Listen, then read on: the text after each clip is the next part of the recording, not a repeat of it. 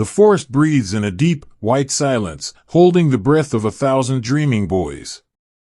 Here, beneath the towering canopy of ancient pines, the world has grown incredibly still. It is the deep edge of winter, and the snow has begun its slow, mesmerizing descent, falling like crushed velvet through the cold air.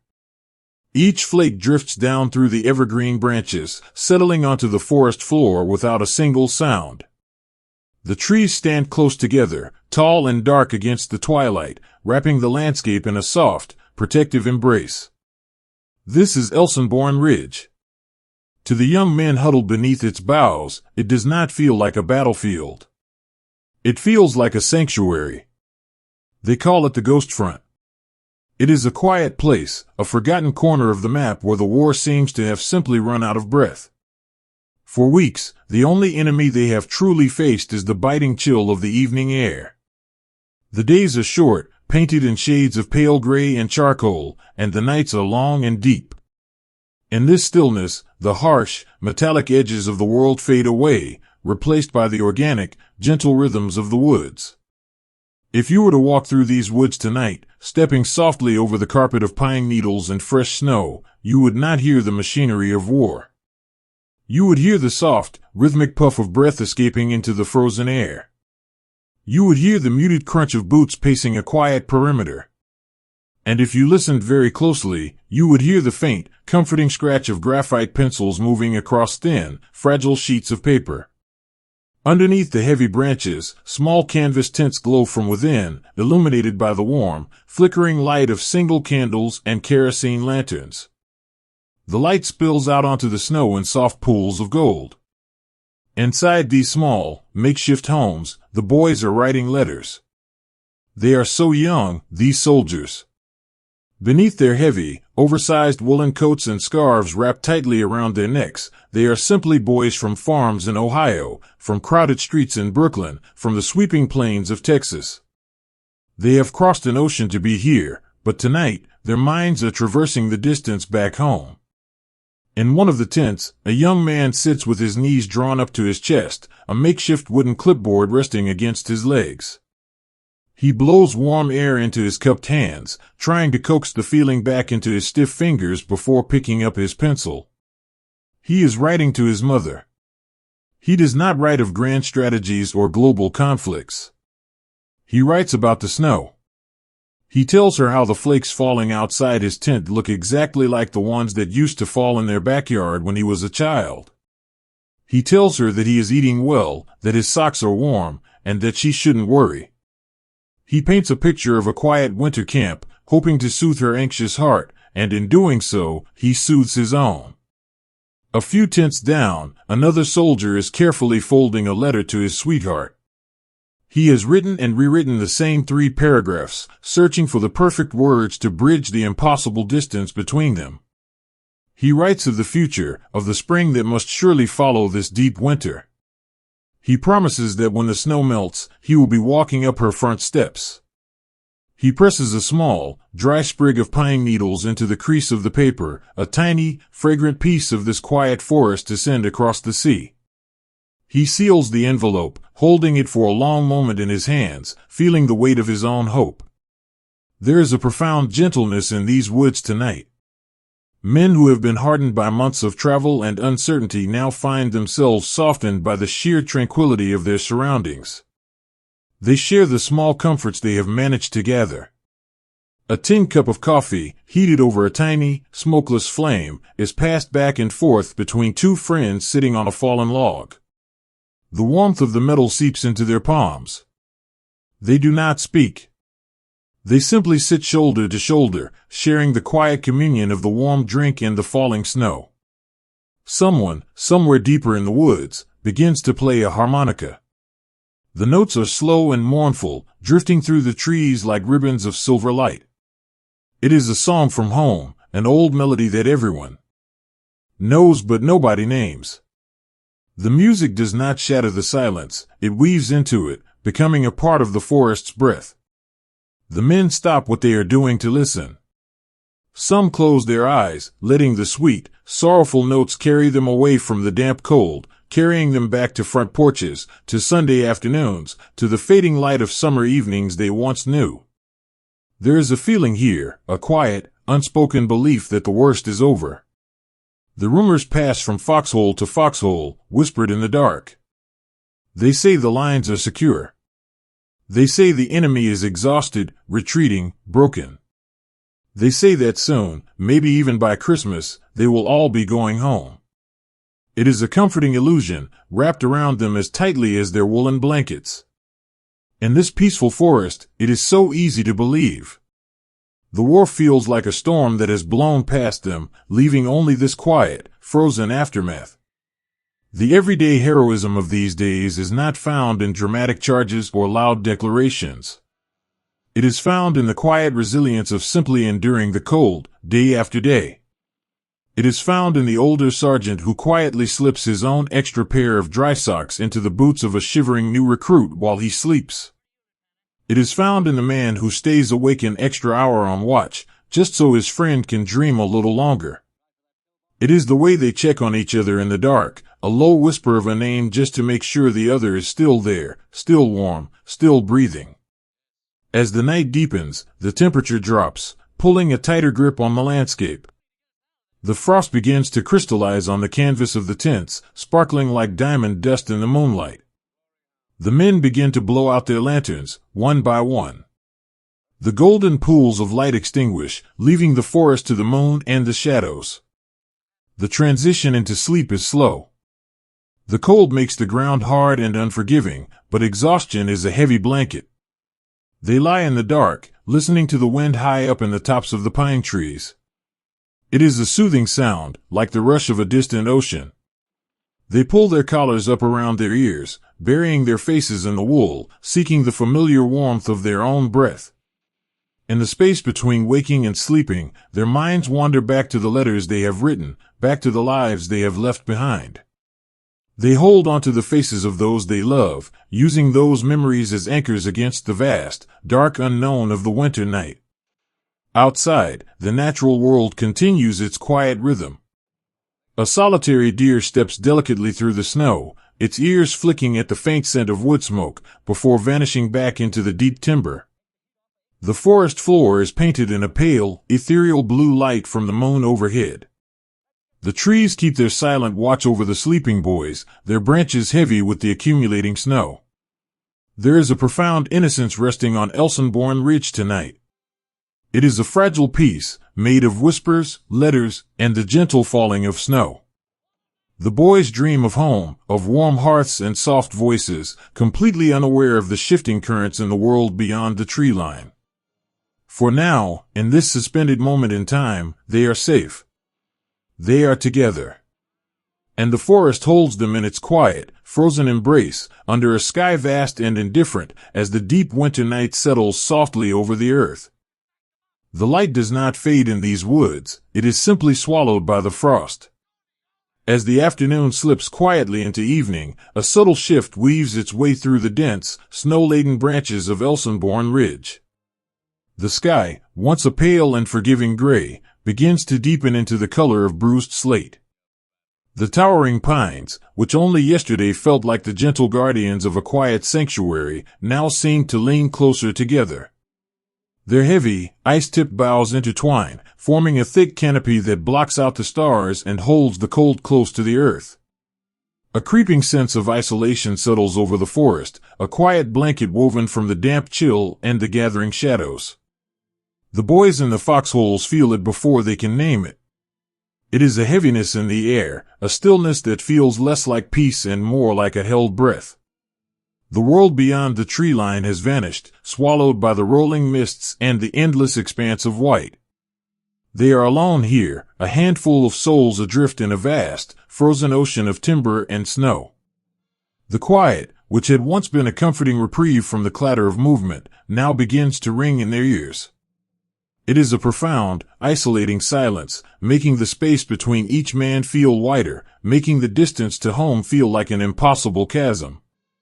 To push back against the creeping dark, they lean on each other.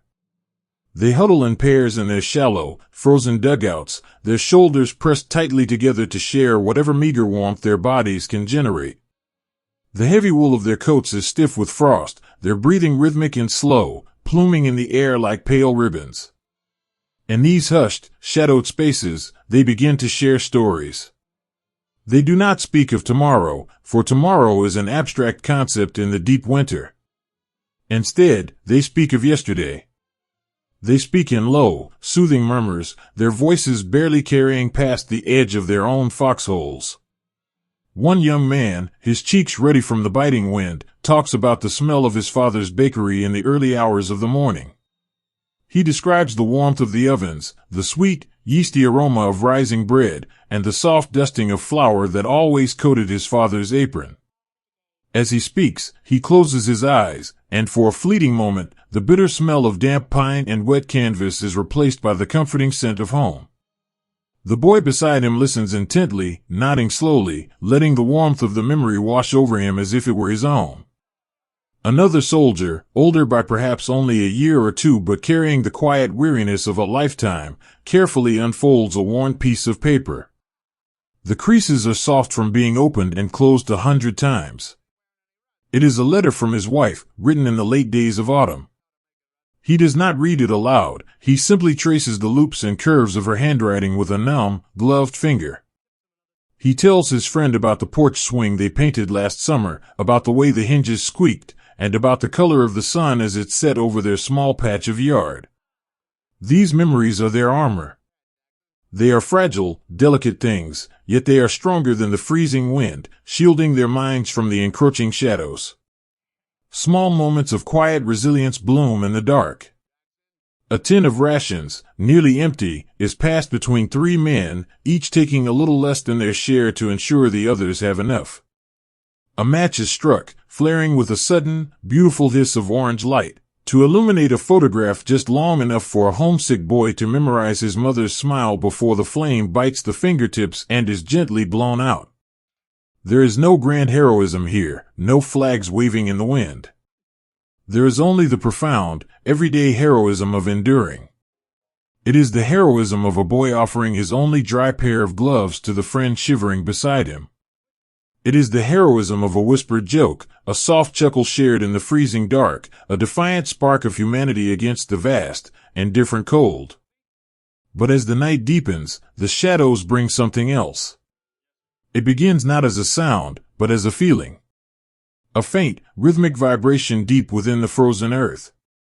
It travels through the roots of the ancient pines, up through the soles of their boots, a subtle trembling that settles uneasily in the hollows of their stomachs.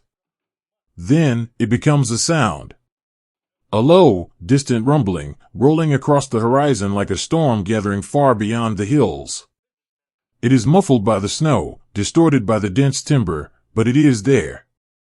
A steady, thudding murmur that does not belong to the wind or the cracking ice. The boys look at each other, their eyes wide in the gloom, reflecting the pale moonlight that manages to filter through the canopy. They hold their breath, listening. The forest holds its breath with them. When the officers walk the line, their boots crunching softly on the packed snow, the soldiers ask about the sound. They ask in quiet, respectful voices, trying to mask the unease that has begun to coil in their chests. The brass dismisses it with practiced calm. They smile reassuringly, their voices steady and level. They say it is nothing to worry about. They say it is just the weather, atmospheric pressure playing tricks on the ears. They say it is our own boys miles away, clearing ice, testing equipment, or simply the echoes of a distant, irrelevant squabble. They tell the men to rest, to keep their heads down, to focus on staying warm. The soldiers nod. They want to believe the reassurances. They desperately want to believe that the world is still quiet, that the ghost front is still a sanctuary. They pull their collars up higher, pull their helmets down lower, and try to wrap the officers' words around themselves like a second blanket. Yet, as the brass walks away, fading back into the shadows, the distant rumbling continues. It is a gentle but persistent throb against the eardrums. The soldiers do not speak of it again. They make a silent, collective decision to bury their private fears deep beneath the snow. To acknowledge the rumbling would be to invite the shadows in, to break the fragile spell of peace they have worked so hard to maintain. Instead, they turn back to their hushed conversations. They speak a little faster now, a little more earnestly, as if the sound of their own voices can drown out the unsettling tremors in the earth. A boy from the city describes the chaotic, brilliant lights of a theater marquee. A boy from the country describes the way a field of tall grass ripples like water when the summer breeze catches it. They build a fortress of memories, brick by brick, word by word, constructing a safe place within their minds where the cold cannot reach and the distant thunder cannot be heard. The isolation of Elsenborn Ridge is no longer just a physical boundary, it has become a psychological one. The dense wall of pines separates them not only from the rest of the world, but from the truth of what lies beyond the horizon. They are cocooned in this white and gray silence, suspended in a state of unknowing.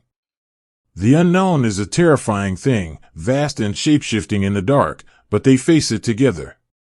As midnight approaches, the snow begins to fall again. It falls harder now, the flakes thick and heavy, drifting down in an endless, mesmerizing curtain. It covers the tracks of the officers, it fills the shallow depressions in the earth, it smooths the harsh edges of the world. The snow acts as a balm, softening the distant rumblings, dampening the vibrations, lulling the forest back into a state of drowsy tranquility. The boys in the foxholes slowly give in to their exhaustion. Their whispered stories drift away, replaced by the soft, rhythmic sound of their breathing. They lean against one another, finding comfort in the steady rise and fall of a friend's chest. In the heart of this deep, isolating forest, surrounded by shadows and the faint echoes of a gathering storm, they find their anchor in the simple, profound presence of each other. The pines sway gently in the night wind, their branches creaking like the timbers of a great, old ship sailing through a sea of white.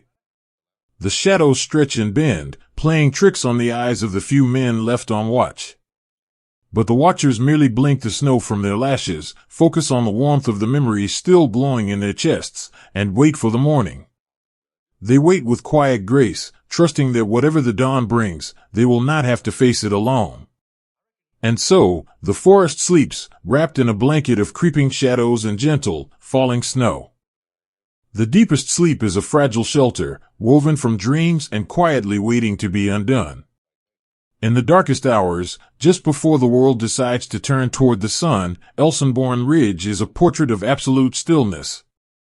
The snow continues its gentle, unbroken descent, layering a soft white quilt over the canvas tents, the shallow dugouts, and the sleeping boys hidden within the earth. The forest is breathing in a slow, rhythmic hush. Inside their heavy woolen coats, pulled up over their ears to ward off the biting frost, the young men are far away. Their minds have traveled back across the ocean, wandering through sunlit kitchens, walking down quiet, tree-lined streets, and lingering on the front porches of their childhood homes. In these dreams, they are warm. In these dreams, the world is safe. But the earth beneath them is beginning to wake. It does not start with a sound, but with a feeling, a subtle vibration that travels through the deep, frozen roots of the ancient pines and seeps into the icy soil.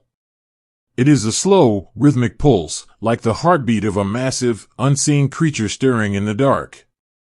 And then, the horizon blinks. It is not the soft, forgiving glow of a winter sunrise.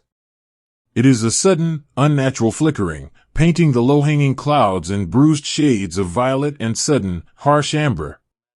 For a fleeting moment, it looks like summer heat lightning, the kind that dances silently across the prairies of the Midwest on a humid August night. But there is no warmth here. The light dances through the trunks of the trees, casting long, twisting shadows that reach across the snow like stretching fingers. Then comes the sound. It rolls across the hills, a low, continuous rumble that gathers weight and density as it moves through the valleys. It is a deep, resonant thunder that seems to press against the chest before it ever reaches the ears. The illusion of the quiet forest, the sanctuary they had so carefully believed in, shivers and begins to fracture. In the foxholes, the boys open their eyes. The transition from the soft warmth of a dream to the freezing reality of the ridge is jarring, yet it happens in a strange, suspended slow motion. They blink up at the canopy of pine branches, trying to clear the sleep from their heavy eyelids. For a few precious heartbeats, there is only confusion. A young man from a quiet farming town rubs his gloved hands over his face, thinking momentarily that he is hearing the familiar rumble of a freight train passing by his bedroom window. Another boy, clutching his blanket to his chin, looks up at the flickering sky and wonders if a sudden winter thunderstorm has rolled over the mountains. But the thunder does not pass. It grows. It deepens. The air itself begins to tremble, shaking the loose snow from the pine boughs so that it falls upon the waking soldiers in soft, powdery avalanches. There is no sudden panic, no frantic rushing in the dark. Instead, there is a profound, shared stillness. The boys sit up slowly, the cold air biting at their cheeks, their breath pluming in hurried, pale clouds. They look at each other in the dim, shifting light. Eyes wide, reflecting the sudden flashes from the horizon, they search the faces of their friends for an answer to the unspoken question hanging in the freezing air. The ghost front is vanishing before their very eyes, dissolving into the swirling mists and the deafening roar. The world they knew just an hour ago has been completely transformed. The sky is tearing open, filled with a rushing, tearing sound that sweeps directly overhead, like a flock of massive, invisible birds migrating in the dark. The ground shudders with each distant impact, a continuous, vibrating drumbeat that shakes the frost from their eyelashes and rattles the tin cups sitting on the edge of their dugouts. In the face of this overwhelming, chaotic storm, the boys shrink down into their heavy coats, making themselves as small as possible against the damp earth. They find comfort not in grand, sweeping acts of bravery, but in the tiny, quiet rituals of the everyday. A soldier with trembling fingers reaches into his breast pocket, searching for the small, leather-bound Bible his mother pressed into his hands before he boarded the train. He doesn't open it, he simply holds it against his chest, finding an anchor in the familiar texture of the worn cover. Beside him, a young private, no older than 18, is patting his pockets frantically until he finds his lucky silver coin. He grips it so tightly that the metal leaves an imprint on his palm, closing his eyes and letting the steady, familiar shape ground him in the spinning world. They reach out to one another in the dark. A gloved hand finds a shivering shoulder and gives it a firm, reassuring squeeze. Two friends, huddled so close their helmets periodically clink together, do not say a word. The noise is too great, the roar of the dawn too consuming to allow for voices. But in the brief flashes of amber light, they meet each other's gaze. In that quiet exchange of looks, a silent promise is made. They are terrified, they are freezing, and they are hopelessly confused, but they will not leave each other. The forest around them begins to change. The sharp, clean scent of pine and fresh snow is slowly replaced by a heavier, metallic smell. It is the scent of turned earth, of burning wood from distant fires, of a world suddenly and violently awake. Branches, clipped by invisible forces, flutter down through the canopy like oversized, dark leaves, landing softly on the white forest floor.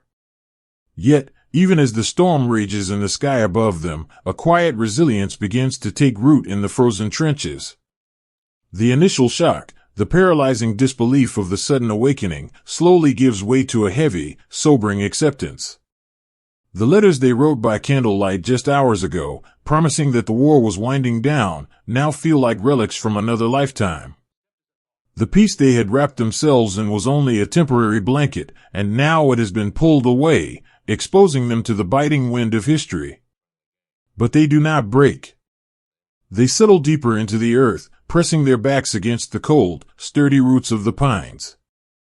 A quiet, everyday heroism emerges in the way they simply endure the noise. A sergeant, his face lined with an exhaustion that goes bone deep, crawls slowly down the line. He moves with a calm, deliberate grace, ignoring the trembling earth beneath his knees. He pauses at every foxhole, offering a nod, a gentle pat on the helmet, a half smile that says, "I am here. We are still here." That small, simple presence is a beacon in the chaotic dawn. It reminds the boys that while the sky may be falling, the earth beneath them is still theirs to hold. They check their gear with methodical, deliberate movements. They wipe the condensation from their glasses. They pull their scarves tighter against the chill. They are doing the small, necessary things to remind themselves that they are alive, that they are still breathing, that they still have agency in a world that has suddenly decided to spin out of their control. As the first true light of day begins to filter through the dense canopy, it reveals a landscape transformed. The pristine, unbroken snow is now littered with the debris of the forest. The shadows have receded, only to be replaced by a thick, lingering mist that hugs the ground, illuminated by the continuous flashes from the east. The roar has become a constant companion, a heavy blanket of sound that isolates them from everything but the few feet of trench they occupy. They are boys suddenly thrust into the center of a winter storm they could not have imagined. Their private fears are locked tightly away, hidden behind the fog of their breath and the sturdy collars of their coats. They are alone, and yet they have never been more united. Bound together by the sudden awakening, by the sheer, overwhelming magnitude of the noise, and by the simple, quiet need to survive the morning. They wait. They watch the tree line. They listen to the thunder rolling through the pines. The illusion of peace has shattered, leaving behind only the stark, freezing reality of Elsenborn Ridge. But beneath the heavy coats, beneath the trembling ground, their hearts beat in a steady, unified rhythm. A quiet, stubborn pulse of life amidst the falling snow, ready to face whatever the roaring dawn is about to bring. The world narrows down to the space between two breaths, and the few feet of frozen earth shared with a friend. At the edge of the forest, where the ancient pines finally give way to a sloping, snow-covered clearing, a delicate line has been drawn. It is not a line marked on any map, nor is it woven from barbed wire or iron. It is a fragile, breathing boundary, constructed entirely of shivering boys hidden beneath the roots of the trees. The great, roaring storm of the dawn has rolled over them, leaving in its wake a heavy, suspended reality. The sky is a vast canopy of unbroken white, blending seamlessly with the fields ahead, turning the landscape into an endless ocean of pale, silent mist.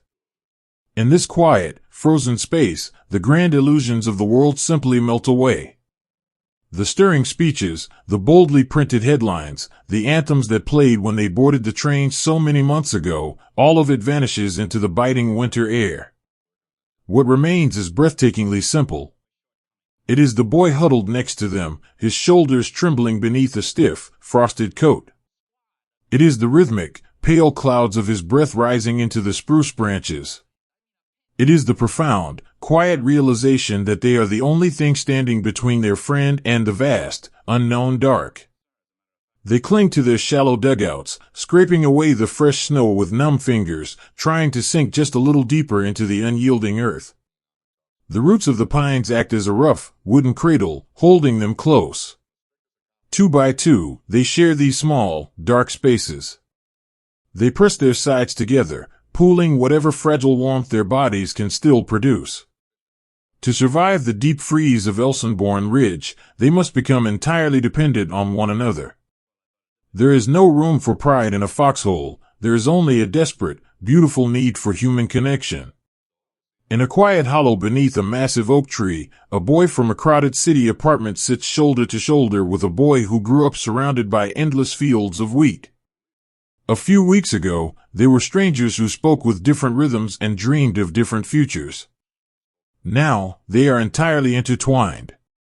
The city boy watches his friend's hands, noticing how the fingers have turned a pale, dangerous shade of blue. Without a word, he sets his own rifle carefully in the snow, takes his friend's freezing hands in his, and begins to rub them vigorously. He breathes his own warm air over the numb knuckles, massaging the stiff joints with a fierce, quiet dedication. He does not do this out of duty. He does it because he simply cannot bear to see his friend suffer. This is where true courage is found in the deep winter. It is not found in the sudden, loud moments of conflict, but in the long, agonizing hours of waiting. Fear is a constant companion here, sitting heavy in their chests, a cold stone that threatens to pull them under. But when a soldier looks to his left and sees his brother shivering, the fear shifts. It transforms into a stubborn, quiet resolve. A silent promise is made, passing between them in the pale light. I will not leave you. I will not let the cold take you. I will stay awake so you can close your eyes. They find profound comfort in the smallest of offerings. A canvas canteen is passed back and forth, the water inside already turning to slush. It tastes of metal and earth, but to a parched throat, it is a fleeting mercy. A single, crushed piece of peppermint candy, saved in a pocket since late October, is carefully broken in half. The two pieces are shared in silence, the sharp, sweet taste blooming on their tongues, a tiny, vibrant reminder of a world that is not made entirely of snow and shadows. These small, shared moments are a lifeline, tethering their spirits to the gentle humanity they are fighting so desperately to hold on to. The forest itself seems to watch them with a quiet, ancient empathy. The trees stand like tall, silent sentinels, their heavy boughs intercepting the worst of the falling snow. When the wind blows, the branches sway and creak, dropping soft showers of white powder onto the helmets of the boys below. To the soldiers, the trees are both a fortress and a quiet companion. They lean their tired heads against the rough bark, finding a strange solace in the deep, unmovable strength of the wood. The forest does not judge their fear, it simply shelters them in its quiet, dark corners. As the hours stretch on, the cold becomes a living, breathing entity, pressing against their skin, searching for a way in. It numbs their toes and stiffens their eyelids. It makes every movement slow and deliberate, as if they are wading through deep water. In these moments of profound physical misery, their minds wander to the deepest, most private corners of their hearts. A young man, his face wrapped tightly in a woolen scarf, keeps one hand tucked deep inside his coat. His fingers are curled gently around a small, folded piece of stationery. He does not need to look at it to know the words written there. It is a letter from his younger sister, detailing the new puppy they brought home, describing the way it sleeps by the stove in the kitchen. He traces the edge of the paper with his thumb, anchoring his soul to that warm kitchen, to the smell of wood smoke and the sound of soft laughter. But as he listens to the labored breathing of his friend beside him, the image of home becomes intertwined with the reality of the snow. He realizes that to ever see that kitchen again, he must first get his friend through this night. His love for his family miles away is channeled into a fierce, protective love for the boy sitting right beside him. Everyday heroism wears a very quiet face on this ridge. It looks like a soldier offering the last dry pair of socks to a man whose boots are soaked through. It looks like a sergeant crawling through the deep powder from foxhole to foxhole, whispering softly to his boys, telling them they are doing a good job, telling them to keep their toes moving. His voice is a low, soothing murmur, cutting through the isolation, reminding them that they are not forgotten. Sometimes, the heroism is simply the act of staring out into the blinding white, keeping the eyes open when they ache with exhaustion. They watch the tree line ahead, tracking the subtle shifts of the shadows, listening to the muffled, distant sounds that the wind carries over the ridge. They do not want to be here. They want to be anywhere else in the world. But they plant their boots in the frozen earth and they refuse to move, because to step backward would mean leaving their brothers exposed. They become a wall of snow and wool, anchored to the earth by their devotion to one another. When the snow falls harder, obscuring the world beyond a few dozen feet, a deep, isolating twilight settles over the line. The white sky blends into the white earth, erasing the horizon entirely. In this sensory void, the boys lean closer together. They share quiet stories, their voices barely louder than the falling snow. They talk about the food they are going to eat when they get home. They describe warm blueberry pies, thick slices of roasted meat, and steaming cups of sweet coffee. They build a banquet in the frozen air, their imaginations providing the nourishment their bodies lack. They talk about the girls they left behind, describing the color of their eyes and the sound of their voices. They paint these pictures carefully, offering their most precious memories to their friends, a delicate gift meant to keep the darkness at bay. In the heart of this freezing, uncertain world, they create a small, private sanctuary of warmth and light. And as the day slowly drains away, taking the pale light with it, the boys holding the line of trees do not falter. They are exhausted, their bodies aching with a cold they will remember for the rest of their lives. But as they look down the line, seeing the small, huddled shapes of their friends holding fast in the deep snow, they find a quiet, beautiful strength. They are just boys, thrust into a winter that feels endless, but they have discovered a profound truth beneath the pines. They have learned that the greatest warmth is not found in a fire, but in the presence of another human being. They have learned that the strongest armor is not made of steel, but of a quiet, unshakable promise to protect the man beside you. The forest breathes its slow, rhythmic hush, and the snow continues to fall, covering their footprints, blanketing their helmets, weaving them into the very fabric of the ridge. They pull their collars high, they press their shoulders together, and they wait in the gathering dark. Bound by love, anchored by quiet resilience, they hold the line of trees, not as soldiers, but as brothers, wrapped in a gentle, enduring silence. Night does not simply fall in these woods, it settles like a heavy, velvet blanket over the frozen earth. As the last, pale light of evening drains from the winter sky, Elsenborn Ridge is swallowed entirely by the deep, unbroken dark. The towering pines, which just hours ago stood as silent sentinels in the gray mist, now vanish into the pitch black, becoming nothing more than towering shadows against an ink-stained canvas. The snow continues to fall, a steady, mesmerizing drift of white flakes that emerge from the unseen heavens, catching the faint, ghostly light of the moon before disappearing into the thick canopy below. There is no horizon anymore. There is only the immediate space around them, a world shrunk down to the icy walls of a foxhole and the steady, rhythmic breathing of the man beside them. This is the longest night. It stretches out ahead of the young men hidden in the earth, a vast, quiet ocean of time that must be crossed one shivering heartbeat at a time. The cold that accompanies this darkness is not sharp or sudden, it is a slow, creeping presence. It seeps through the damp canvas of their boots, it threads its way through the heavy, woven wool of their coats, and it settles deep into their bones. It is a profound, aching chill that makes the joints stiffen and the mind grow sluggish. Yet, in the heart of this freezing obscurity, a beautiful, stubborn warmth remains, carefully guarded in the quiet spaces between the boys who hold the line. In the absolute dark, sight is replaced by sound and touch. The forest is filled with the soft, muffled symphony of endurance. There is the gentle rustle of stiff, frozen fabric as a soldier shifts his weight, trying to find a softer piece of earth. There is the rhythmic, hollow tapping of boots being struck together, a desperate, quiet attempt to keep the blood flowing to numb toes. And there is the wind, sighing high above in the branches, carrying the endless, sweeping whisper of the falling snow. In one of the shallow dugouts, buried beneath the roots of a great spruce, two friends sit shoulder to shoulder, their knees drawn tightly to their chests. They are wrapped in a single, frost-covered blanket, sharing their body heat against the vast indifference of the winter. One of the boys reaches deep into the inner pocket of his jacket, his fingers clumsy and numb. He searches through the dark until he finds a small, crushed cardboard box. Inside, there is a single cigarette remaining.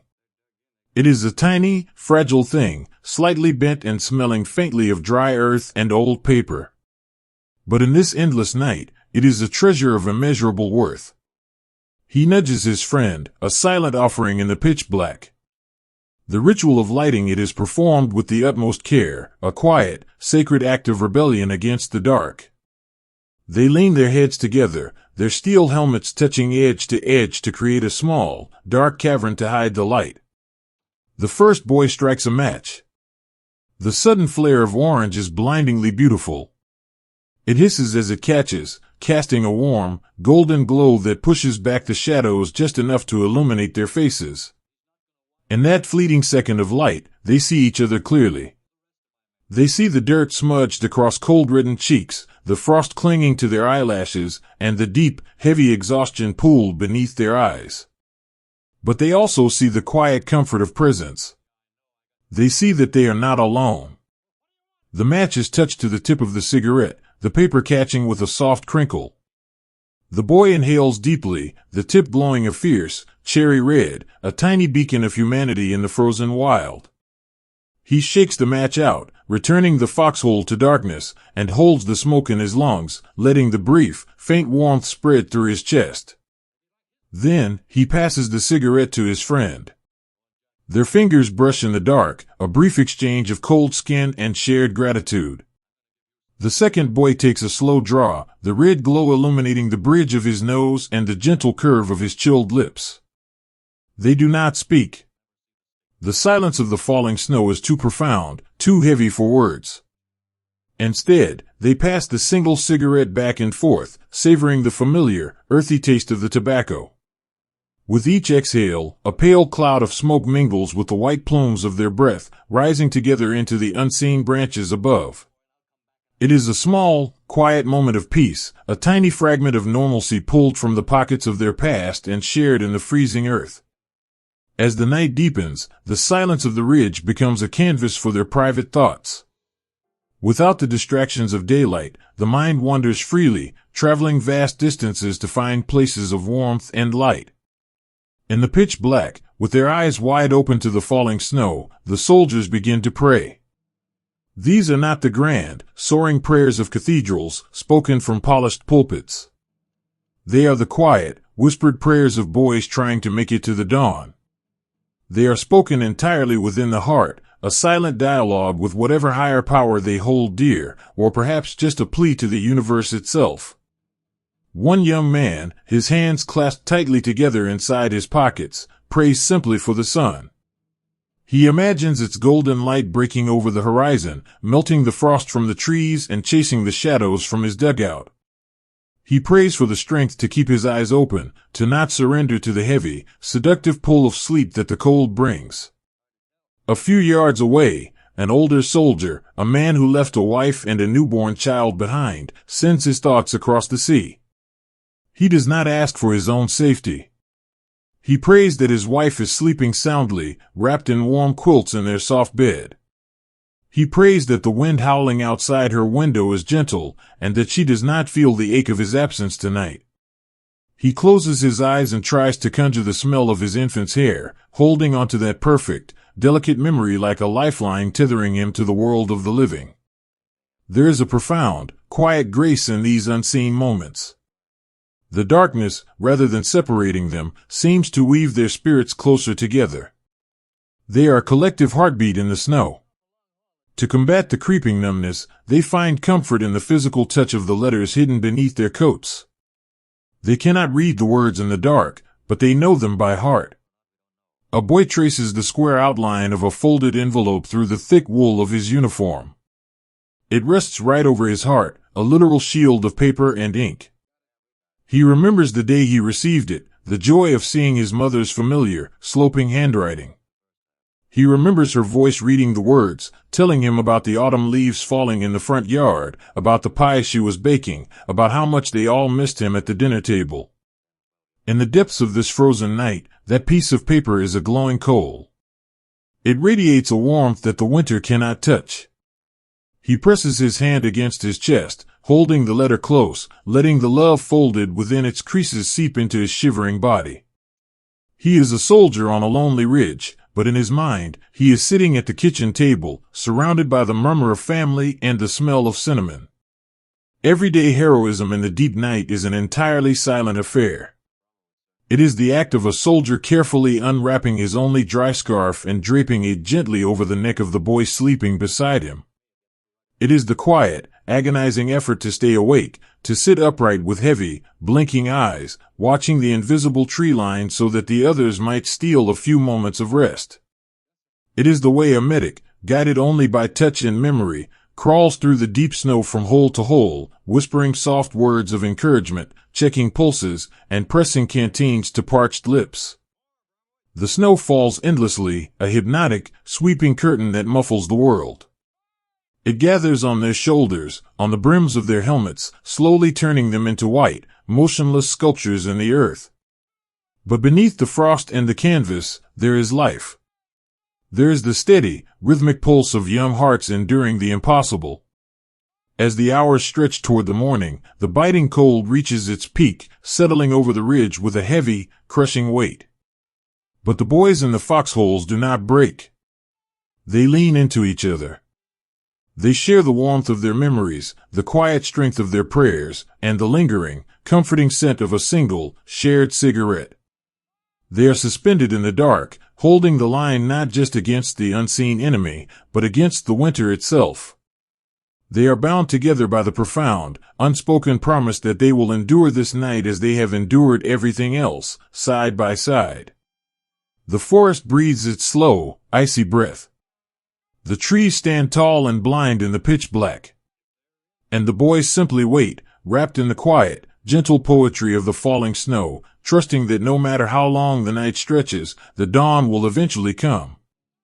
They close their eyes, listening to the soft whisper of the flakes settling on the earth, and find a deep, enduring peace in the simple fact that they are still here, still breathing, still together in the dark. The warmth of a hearth fire is a fragile thing when the winter wind carries the weight of the world.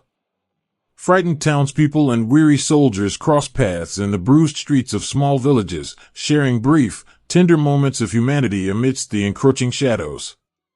Beyond the deep, silent pine forests of the ridge, nestled in the shallow, snow-swept valleys, lie these quiet hamlets. They are ancient places, built of thick, gray stone, roofed with dark slate, and anchored by centuries of simple, peaceful living.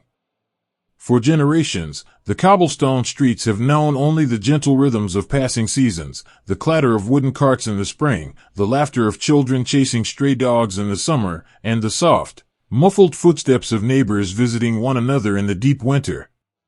But tonight, the rhythm has broken. The villages have become a crossroads between those who are fleeing the storm and those who are walking directly into it. The air in the narrow alleyways is thick with a heavy, suspended sorrow. A slow, shuffling migration has begun. The people of these valleys, families who have tended this land for hundreds of years, are gathering what little they can carry. The snow falls softly on their shoulders as they load small wooden handcarts with the absolute necessities of survival and the fragile anchors of their memories. An old man, his face deeply lined by decades of sun and wind, carefully wraps a heavy brass clock in a woolen blanket, unable to leave behind the familiar ticking that has measured his entire life. A mother bundles her infant in layers of knitted sweaters, pressing the child's warm cheek against her own cold neck, whispering soft, rhythmic lullabies to drown out the distant, rolling thunder beyond the hills. Into these winding, snow-dusted streets come the boys in their heavy, frosted coats. They are the soldiers moving up to hold the line, or perhaps falling back for a brief, desperate moment of rest. They carry the profound exhaustion of the forest with them. Their boots are heavy with frozen mud, their shoulders slumped under the weight of their packs, and their eyes hold the distant, hollow stare of men who have seen the world tear itself apart. It is here, upon the uneven cobblestones, beneath the shadows of half-fallen roofs, that these two worlds gently collide. There is a profound, almost reverent silence in their passing. They do not share a spoken language. The rapid, frightened words of the local villagers are foreign to the ears of the boys from quiet American farms and bustling city avenues. Yet, in the face of the encroaching dark, language becomes entirely unnecessary. They speak in the universal dialect of shared suffering and the gentle, unspoken need for comfort.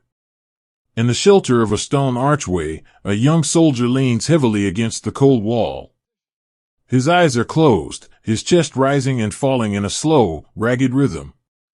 He is simply trying to remember what it feels like to be warm. From the heavy oak door of the house beside him, an older woman emerges. She wears a dark shawl draped over her silver hair, and in her hands, she carries a small, chipped ceramic mug. She does not know this boy's name. She does not know where he comes from. But she sees the frost clinging to his collar, she sees the trembling in his gloved hands, and she sees the unmistakable, universally heartbreaking face of a child far from home.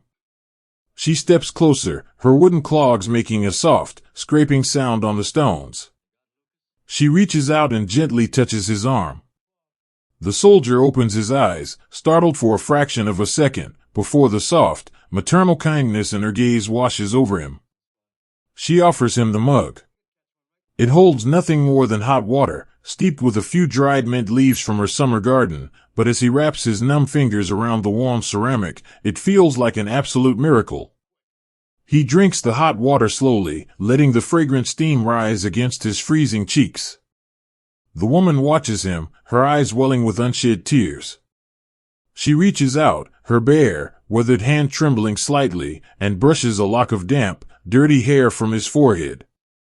It is a touch so incredibly tender, so profoundly familiar, that the soldier has to swallow hard against the sudden tightness in his throat. For a fleeting, beautiful moment, he is not a soldier on a frozen ridge. He is a son, standing in his own kitchen, being cared for by his mother. He hands the mug back, whispering a quiet, heartfelt word of thanks in his own tongue. She nods, a sad, understanding smile touching her lips, and whispers a blessing in hers. The words do not matter. The feeling transferred between them is a sanctuary. Down beneath the earth, in the dark, damp root cellars of the village, families huddle together for safety. The shelves around them are still lined with glass jars of preserved pears and pickled vegetables, the colorful bounty of a peaceful summer now standing as silent witnesses to the winter above. The air is thick with the smell of old dust, damp earth, and the nervous, shallow breathing of frightened people. When the shelling grows louder, shaking the wooden floorboards above their heads, soldiers often seek refuge in these same cellars.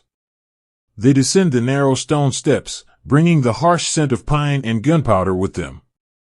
But they move with a surprising, gentle carefulness. They step softly, lowering their voices to hushed whispers, acutely aware of the wide, terrified eyes of the children hiding in the corners. A young private, barely 19 years old, sits on the bottom step of a cellar stairwell, his rifle resting quietly across his knees. He looks across the dim, candlelit space and sees a little girl, no more than 5 years old, clutching a carved wooden horse to her chest. She is watching him intently, her eyes reflecting the flickering golden flame of the single candle that illuminates the room. The soldier reaches into the deep, heavy pocket of his coat. He bypasses the spare ammunition, the matches, the folded letters from home, until his cold fingers find what they are looking for. He pulls out a small, foil-wrapped square of ration chocolate. It is crushed at the corners and slightly melted from the heat of his body, but it is entirely intact. He leans forward slowly, not wanting to frighten her, and holds the silver square out in his open palm. The little girl looks at the chocolate, then looks up at her mother, who holds her tightly. The mother gives a slow, barely perceptible nod. The child steps forward, her tiny leather shoes making no sound on the packed dirt floor. She reaches out with a hesitant, trembling hand and takes the chocolate. When she unwraps it and places a tiny corner in her mouth, her eyes widen, and a brilliant, sudden smile breaks across her face.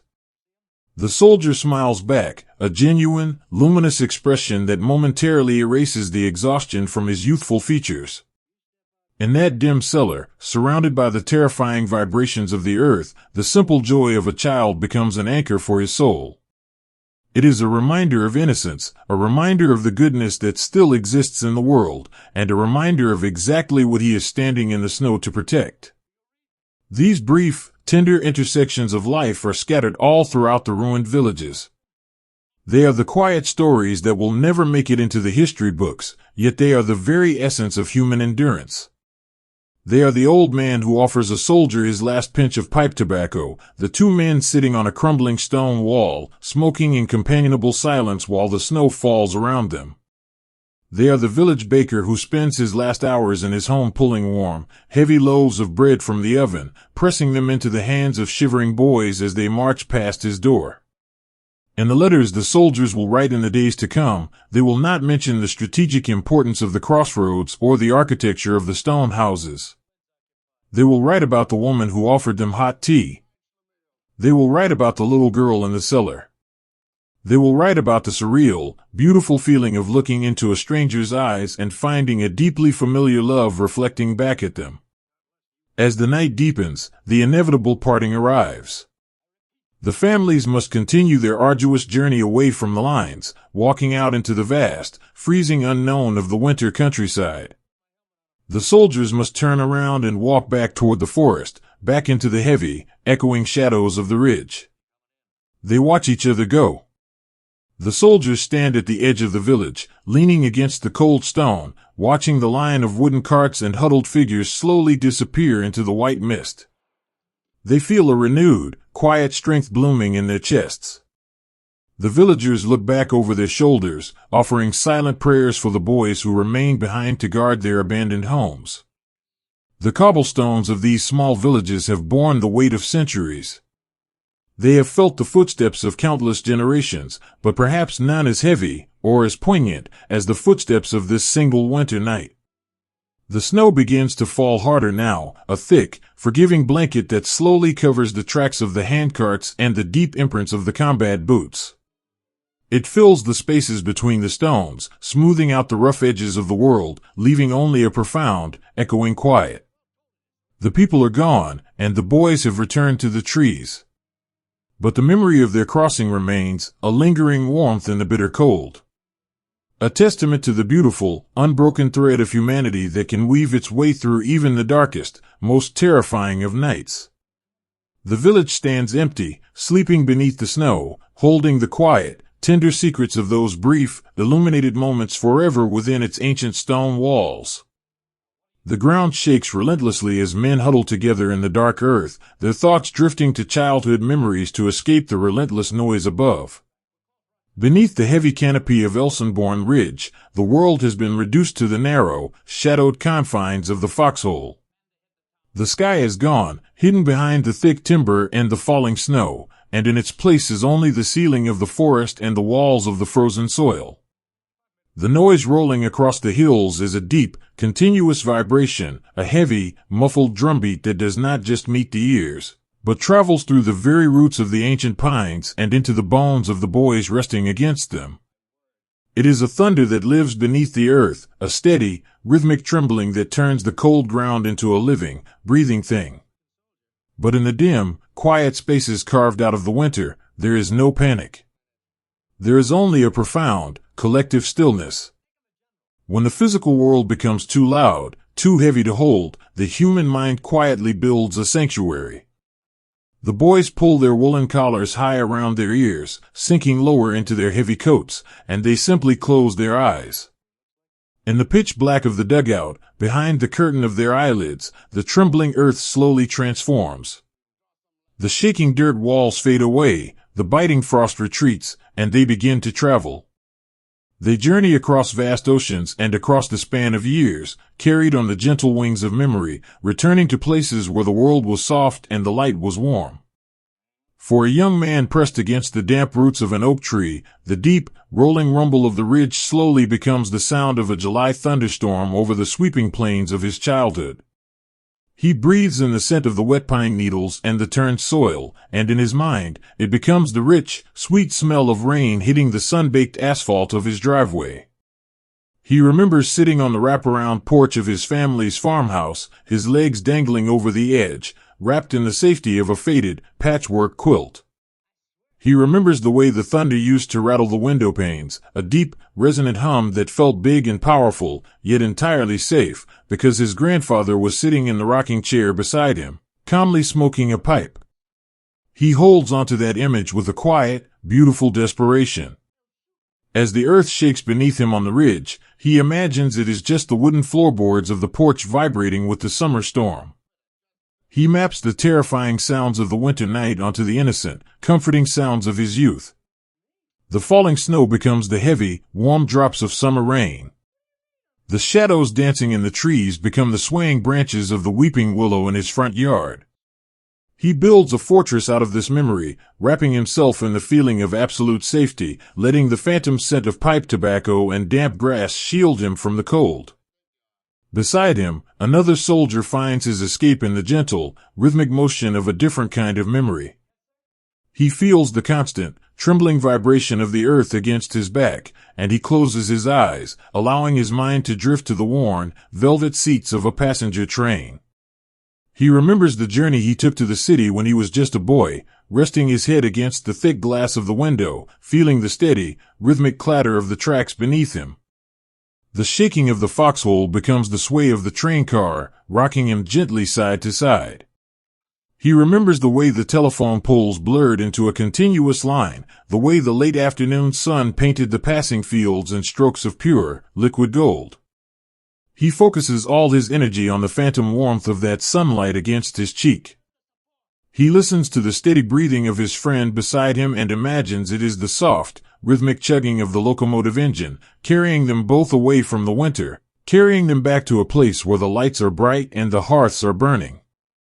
In the deepest part of the dark, he smiles, a faint, barely visible softening of his features, as he rides that memory all the way home.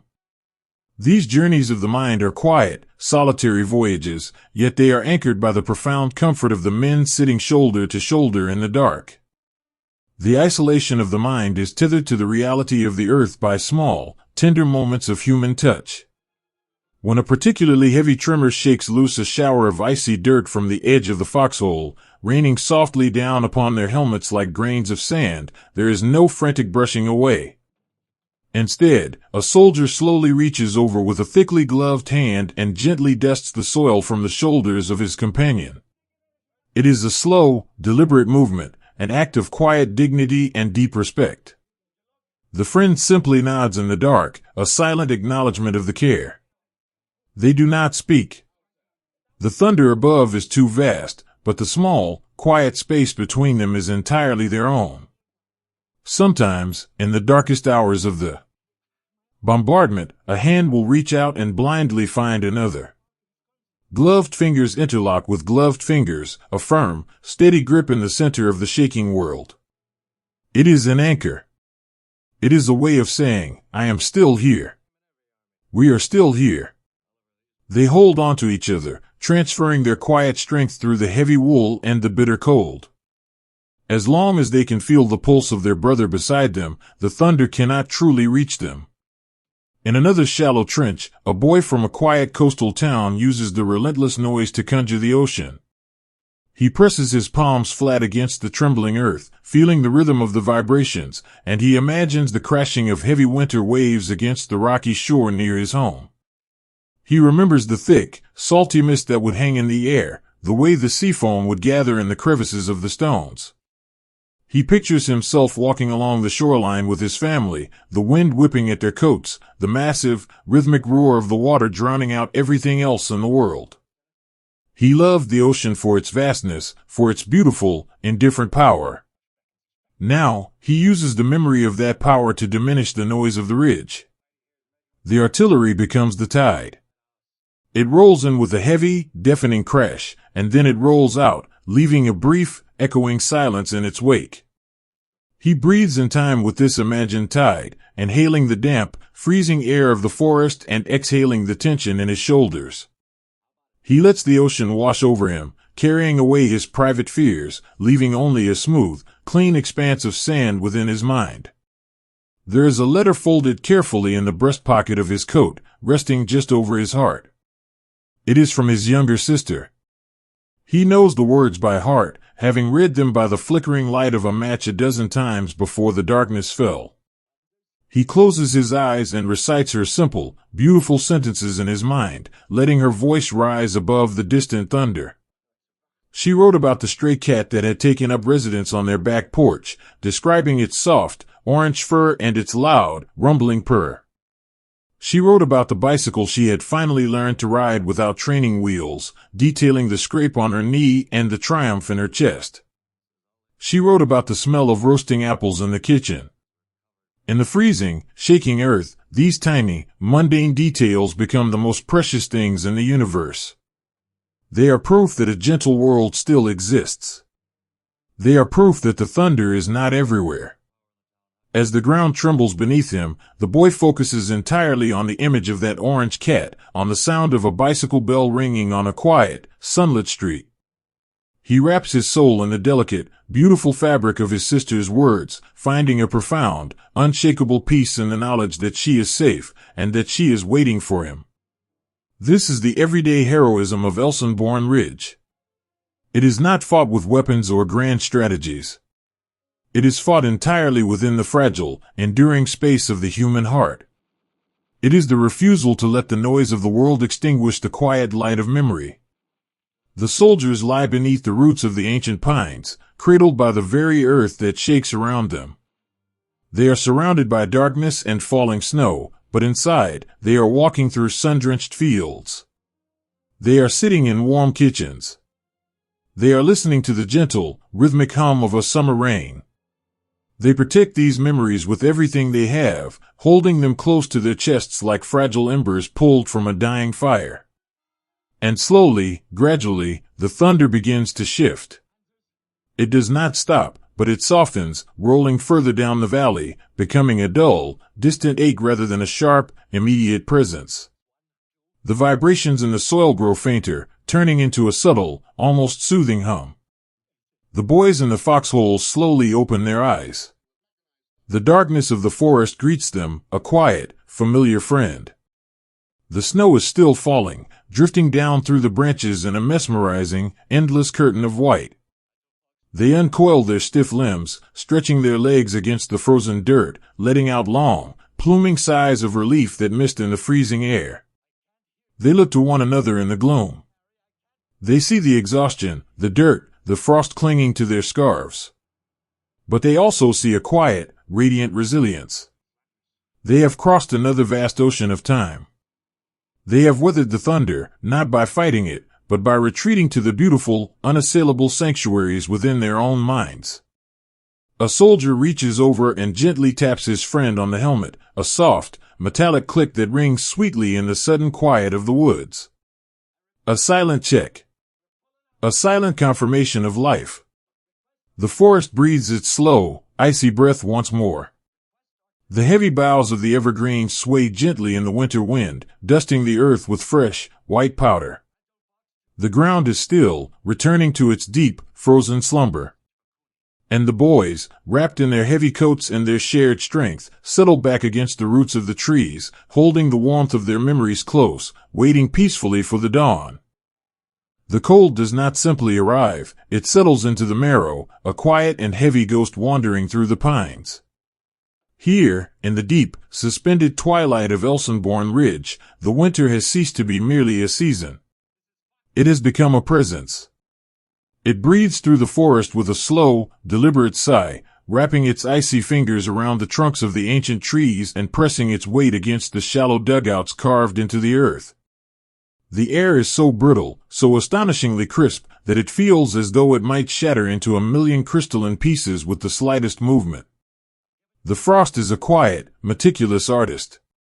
It works in the dark, painting delicate, fern-like patterns of ice across the cold metal of helmets, along the rims of canvas canteens, and over the stiff, unyielding leather of combat boots. It gathers on the woolen fibers of the scarves pulled high over the soldiers' faces, catching the moisture of their exhaled breath and turning it into a brilliant, sparkling white crust. To simply exist in this environment requires a profound, exhausting effort. The bitter chill has become an enemy as formidable as any advancing line, a silent adversary that does not sleep, does not retreat, and demands a constant, unwavering vigilance. For the boys huddled in the frozen earth, survival is no longer just about watching the tree line ahead. It is about keeping the blood moving. It is the rhythmic, silent wiggling of toes inside damp socks. It is the slow, agonizing friction of rubbing numb, gloved hands together in the dark. Every movement is heavy, as if the cold has turned the very air into deep, freezing water.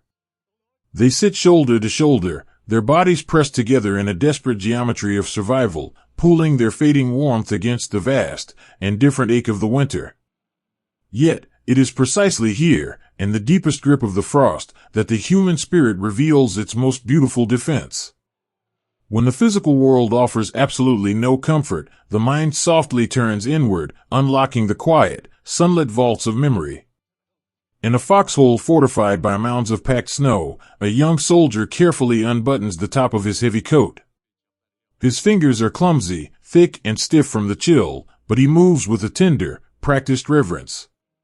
He reaches deep into the inner breast pocket of his wool shirt, close to his chest, the only place where true warmth still resides. Slowly, he withdraws a small, square piece of paper. It is a photograph. The edges are incredibly soft, frayed and rounded from being held, traced, and cherished 1,000 times over. He cups it in his hands, tilting it slightly to catch the pale, diffuse light filtering through the snow-laden canopy above. A thin layer of frost immediately begins to form on the glossy surface, threatening to obscure the image. With a gentleness that belongs to another world, the soldier uses his thumb to softly wipe the frost away, clearing the glass of the picture, and in doing so, opening a window to a different time. The photograph does not show the war. It shows a summer afternoon in a world that feels light years away. In the picture, a young woman is standing on the wooden boards of a lakeside dock. She is wearing a light, cotton dress that seems to catch the gentle breeze, and she is laughing, her head thrown back, bathed in the brilliant wash of July sunlight. Behind her, the water sparkles, a calm, inviting expanse that knows nothing of ice or snow. The soldier stares at the photograph, and the frost on the ridge begins to lose its grip on his soul. He does not just see the image, he feels it. He remembers the exact heat of that wooden dock beneath his bare feet. He remembers the smell of the sunscreen, the sweet, earthy scent of the pine needles baking in the summer heat, and the clear, ringing sound of her laughter echoing across the water. He closes his eyes, holding the photograph to his chest, and for a beautiful, suspended moment, he is no longer shivering in the Ardennes. He is sitting on the edge of the lake, the sun warming his shoulders, entirely at peace. He does not keep this warmth to himself. The everyday heroism of the ridge is found in the quiet sharing of light. He nudges the friend sitting beside him, a boy whose teeth have been chattering in a relentless, exhausting rhythm. "Look," he whispers, his voice a low, raspy murmur that barely carries over the wind. His friend leans in, squinting through the gloom. He looks at the girl in the cotton dress, at the sunlit water, at the captured essence of summer. And a slow, faint smile breaks through the grime and exhaustion on his face. "That's beautiful," his friend whispers back. And so begins the quiet rebellion against the winter. In the hushed, freezing dark, they begin to talk about the summer. Their voices are soft, like the rustle of dry leaves, weaving a tapestry of warmth that floats gently above the snow. The second boy closes his eyes and offers his own memory to the shared space. He talks about the fields of tall grass behind his childhood home.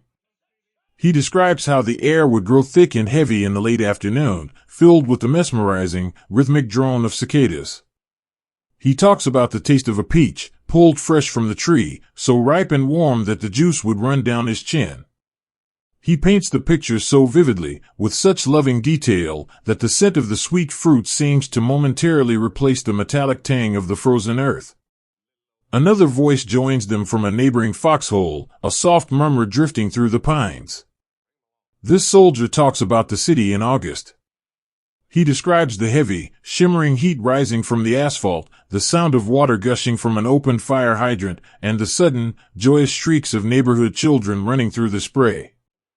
He remembers sitting on a fire escape as the sun went down, eating a melting scoop of vanilla ice cream, watching the sky turn brilliant shades of violet and bruised orange. They build a summer out of whispers. They pass these memories back and forth like a canteen of hot tea, each word a slow, deliberate sip of comfort. They talk about baseball games on lazy Sunday afternoons, the crack of the wooden bat, the smell of roasted peanuts, and the feeling of resting back against the bleachers with the sun beating down on their faces. They talk about the gentle, rhythmic squeak of a porch swing, the condensation dripping down the side of a glass of sweet lemonade, and the soft, glowing dance of fireflies rising from the twilight grass. The cold continues to press against them, a physical weight that threatens to crush their resolve, but within the circle of their shared stories, it cannot reach their hearts. They have created an invisible hearth, fueled not by wood or coal, but by the sheer, stubborn power of human connection and the beautiful resilience of memory. As the night stretches on, the snowfall thickens, wrapping the ridge in a deep, isolating cocoon of white. The frost thickens on the edges of the canvas tents, on the barrels of the rifles, and on the eyelashes of the boys keeping watch. The world is a monochromatic painting of gray and white, silent and frozen. But beneath the surface, beneath the heavy coats and the numb fingers, the colors of summer are fiercely alive. The soldiers sit in the dark, their shoulders touching, their eyes half closed. They are sustained by the faded photographs safely tucked against their beating hearts. They are warmed by the echoes of July, by the phantom feeling of hot sand, by the remembered taste of a summer rain. The frost may coat the glass of the world, blurring the edges of their reality and making the night feel endlessly deep, but it cannot touch the light they carry inside. They hold the line not just with their physical presence, but with their gentle, enduring spirits. They face the most formidable enemy of the winter by simply refusing to let go of the sun. And as the wind sighs through the frozen pines, carrying the endless snow down to the earth, the boys rest in the quiet, shared warmth of their memories, waiting peacefully for the dawn, anchored safely in the beautiful, untouchable summers of their past. An invisible line is drawn in the winter woods, not with wire or stone, but with the quiet, steady beating of 1,000 weary hearts. The snow falls upon Elsenborn Ridge with a gentle, hypnotic grace, turning the rugged landscape into a soft, rolling ocean of white. For days, the world has been a chaotic blur of movement and sound, a disorienting retreat through the freezing mist. But here, beneath the heavy, drooping boughs of the ancient evergreens, the movement stops. The boys have reached the crest of the ridge. They look down into the fog-drenched valleys from which they came, and then they look at one another. In the quiet depths of their exhausted eyes, a silent agreement is made. They will go no further. They will stay right here. The fortress they begin to build is not a grand structure of iron and concrete. It is a humble, beautiful sanctuary born of absolute necessity and woven together by profound human spirit.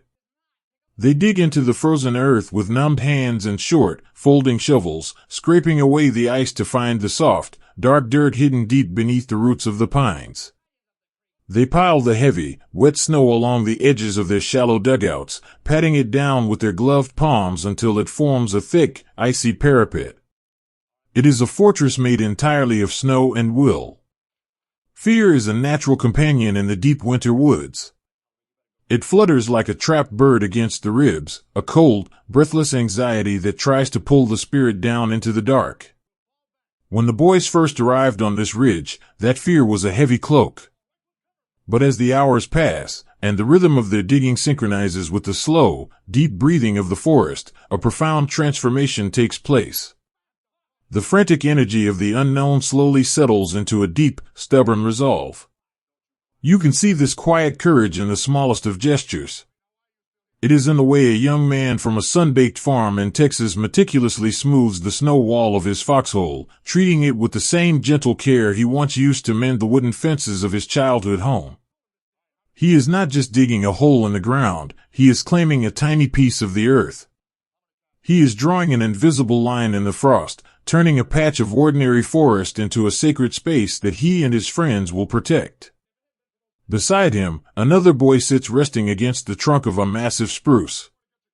His face is smudged with dirt and pale from the cold, but his eyes are remarkably clear. He reaches into his coat and pulls out a small, battered tin of boot wax. It is completely useless for their frozen footwear now, but he opens it anyway. Inside, protected from the dampness, are 3 dry matches and a small, folded piece of sandpaper. It is his most prized possession. He does not strike a match. He knows they must save them for a moment of absolute need, but just looking at them, knowing he has the power to create a tiny spark of light and warmth, gives him an immense sense of peace. He closes the tin, slips it back over his heart, and smiles softly at the boy digging next to him. They do not speak of the vast, seemingly endless tide that pushes against their lines from the valley below. They do not need to. The presence of the war is like the winter wind. It is out there, howling in the distance, sweeping through the bare branches of the deciduous trees down the hill.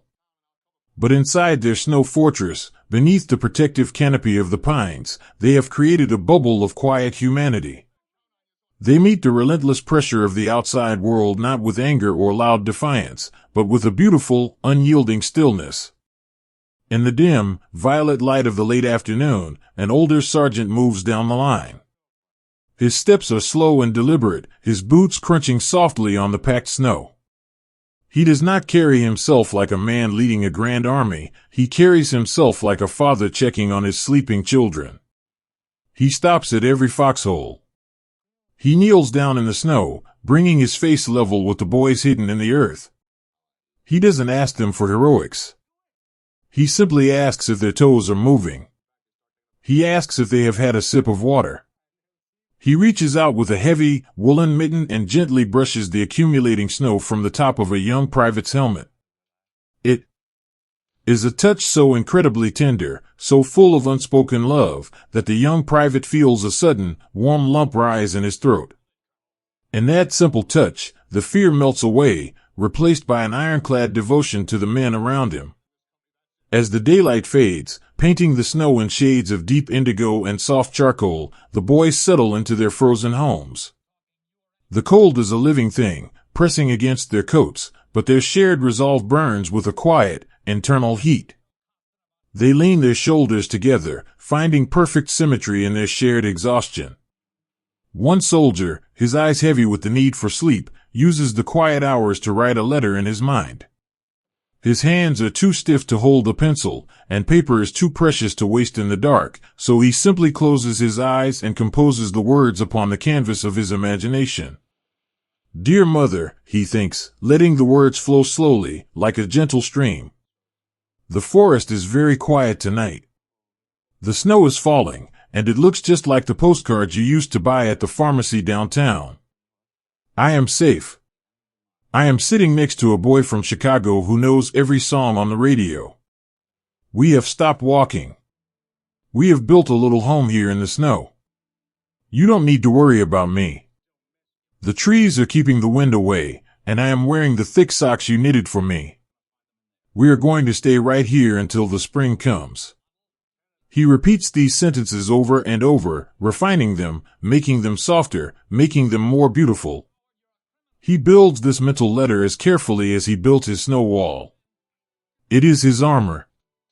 It reminds him that he is not just a boy lost in a frozen wilderness. He is a son, he is loved, and he has a warm, bright world waiting for him on the other side of this long night.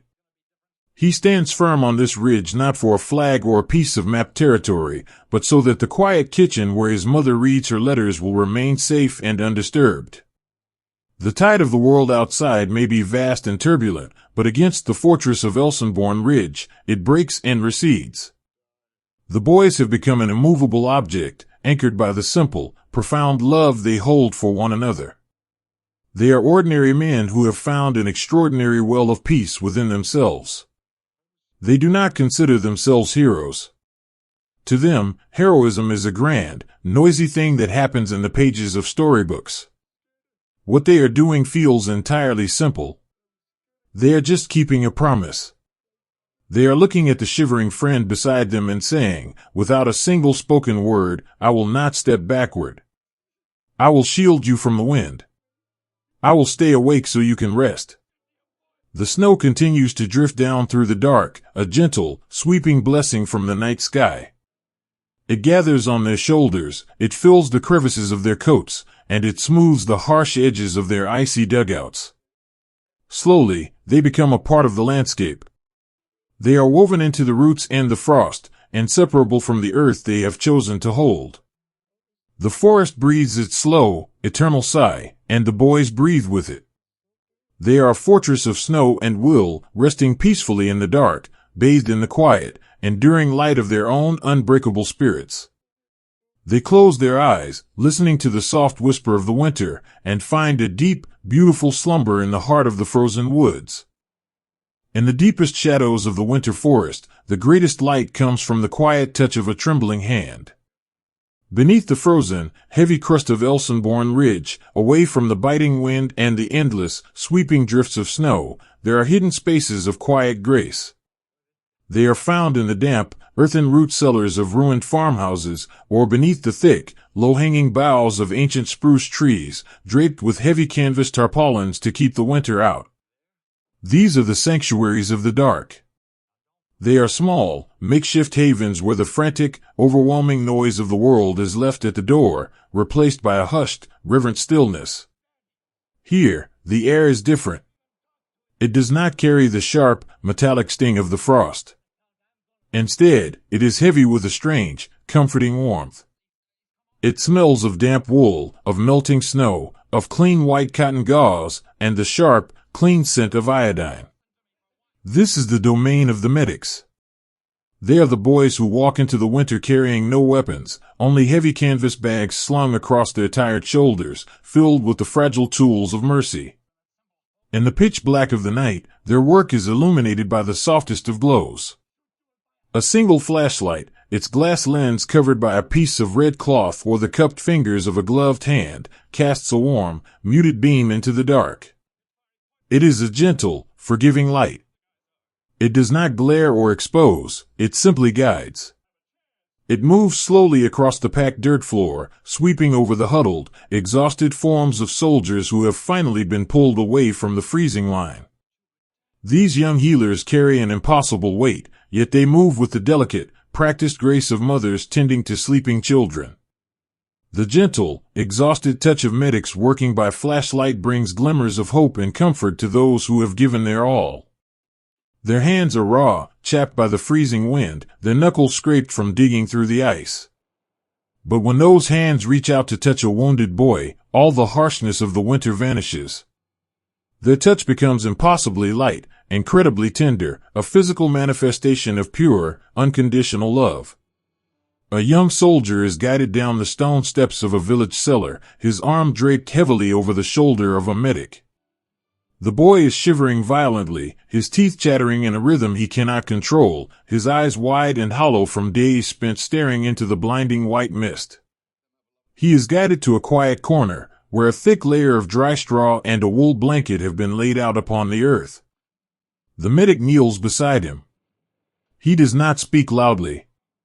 He uses a calm, soothing whisper, a voice that sounds like a quiet parlor on a Sunday afternoon. "You're okay now," the medic murmurs, his voice a steady, rhythmic anchor in the boy's swirling world. "You're out of the wind. You get to rest now. Just lay back. I've got you." With slow, careful movements, the medic begins to cut away the frozen, stiffened wool of the boy's coat. He works with a quiet dedication, his red-rimmed eyes focused entirely on the task. He takes a tin cup of water, heated over a tiny, smokeless alcohol stove, and dips a clean piece of cloth into it. The water is gloriously warm. He gently wipes the grime, the frost, and the exhaustion from the young soldier's face. The warmth of the damp cloth against his freezing cheeks is a shock of absolute comfort. The boy closes his eyes, and a long, trembling sigh escapes his lips. For the first time in what feels like an eternity, he is not fighting the cold. He is simply being cared for. The medic presses a small, white pill between the boy's lips and offers him a sip of warm water from a canteen. Then, he reaches into his bag and pulls out a fresh, dry roll of bandages. The sound of the cotton unraveling in the quiet cellar is a soft, papery whisper. He binds the boy's wounds not just with gauze, but with a profound, unspoken promise of safety. He wraps the cotton snugly, creating a warm, secure cocoon. "Close your eyes," the medic whispers, brushing a damp lock of hair from the boy's forehead with the back of his hand. "Your watch is over for tonight. You don't have to listen for the wind anymore. Just sleep." And the boy does. The tension drains from his shoulders, melting away into the earth, and he drifts into a deep, velvety slumber, guarded by the quiet presence of the healer at his side.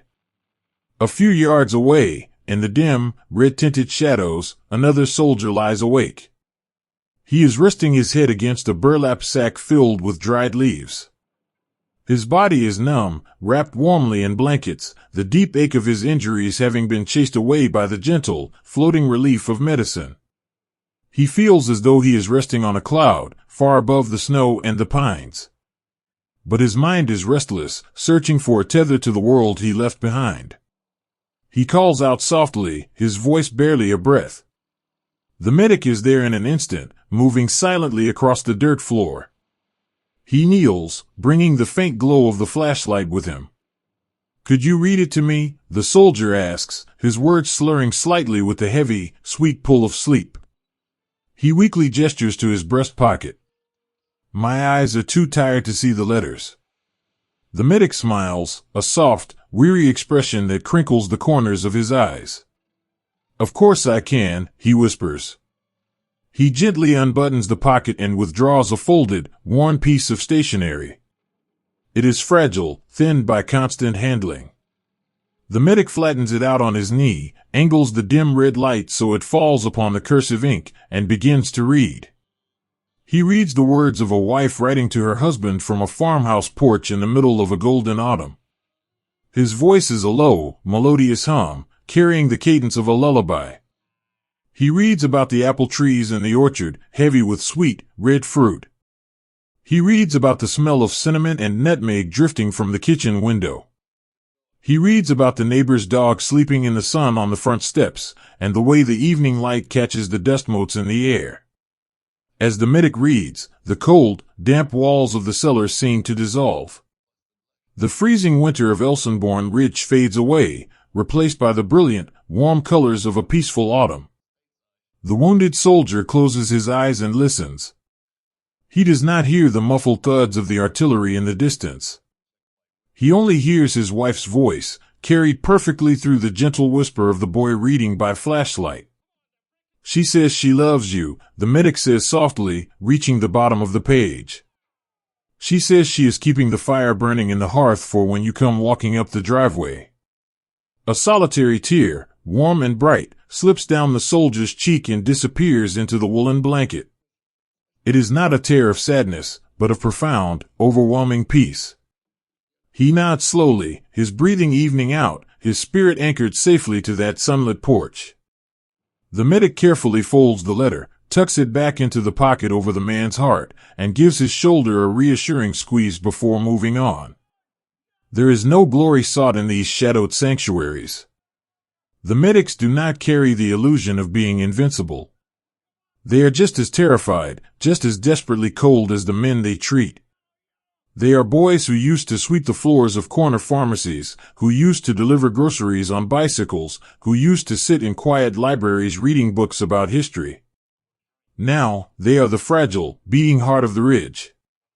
They move through the dark hour after hour, refusing to sleep, sustained only by the desperate need to offer comfort.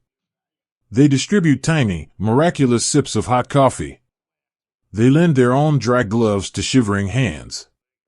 They sit for hours beside boys who are afraid of the dark, holding their hands, talking to them about baseball, about cars, about the shape of the clouds on a summer day, distracting them from the winter with the beautiful, mundane details of a peaceful life. In a world that has been stripped of its softness, the medics become the softness. Their hands, though stained with the soil and the toil of the forest, are instruments of absolute grace. When a soldier feels the touch of a medic, he feels the touch of home. He feels the comforting hand of his father, the soothing embrace of his mother, the protective presence of an older brother. As the deepest hours of the night stretch on, the makeshift aid station settles into a profound, enduring quiet. The rhythmic breathing of the sleeping men fills the space, a symphony of survival and rest. The snow continues to fall heavily outside, blanketing the forest in a thick, white hush, burying the scars of the day. The medic sits on an overturned wooden crate in the center of the room. He turns off the flashlight to save the battery, plunging the cellar into darkness. He leans his head back against the cold stone wall and closes his eyes, just for a moment. His body aches with an exhaustion that goes all the way to his soul. But as he listens to the quiet, peaceful breathing of the men around him, men who are warm, men who are safe for this one night. A deep, beautiful warmth blooms in his own chest. He is the keeper of the quiet. He is the guardian of the dark. And as the winter wind sings its lonely song through the pines above, the sanctuary below remains a place of gentle healing, anchored by the quiet heroism of a simple, soothing touch, and the unyielding, beautiful light of the human heart. The world does not end with a sudden breaking of glass, but with a slow, sweeping tide of absolute white. There is a profound, almost mystical stillness that settles over the deep woods when the fog finally rolls in. It does not arrive all at once. It begins as a delicate, silvery mist breathing quietly from the floor of the valley, curling around the thick, dark roots of the ancient pines. Slowly, patiently, it rises. It weaves its way through the snow-laden branches, swallowing the sharp, dark outlines of the timber, until the forest itself seems to dissolve into a pale, featureless dream. For the young men resting in their shallow, frozen dugouts, the arrival of the fog brings a strange, heavy isolation. The horizon vanishes. The tops of the trees disappear. Soon, the world is reduced to a space no larger than a small parlor room, walled entirely by a shifting, opaque curtain of white. The air grows thick and incredibly damp, carrying the scent of crushed pine needles, wet earth, and the metallic tang of the winter chill. It is a blinding, beautiful emptiness that rests heavily against the eyes and muffles every sound, turning the vast ridge into a suspended, floating island in the clouds. In this deep, sensory deprivation, the mind naturally searches for an anchor. A boy huddled beneath a snow-draped spruce pulls his heavy woolen collar up over his nose, breathing his own warm air back into his face. He closes his eyes against the stinging mist and allows his thoughts to drift away from the frozen earth. He travels back to a foggy morning on the coast of Maine, remembering the low, mournful call of a lighthouse horn echoing across the water. He remembers standing on the wooden planks of his family's back porch, wrapped in a thick, knitted sweater, holding a ceramic mug of hot cocoa. He remembers how safe he felt, knowing that his house was just behind him, a warm, bright beacon glowing through the gray morning. He holds that memory closely, pressing it against the cold ache in his chest. In the center of this terrifying, unknown wilderness, he wraps himself in the familiar, comforting fog of his childhood, letting the phantom warmth of the ceramic mug steady his trembling hands. Beside him, his friend sits with his knees drawn tight to his chest. He is a boy from the sprawling, sunlit deserts of the Southwest, and he has never known a cold like this. The dampness of the fog seeps into his bones, a slow, aching creep that makes his joints stiff and heavy. To fight the chill, he reaches into his pocket and touches the smooth, folded edges of a letter from his sweetheart. He does not need to read it, he has memorized the graceful loops of her handwriting. She wrote about planting the spring garden, about turning the soil and waiting for the first green shoots to push through the earth.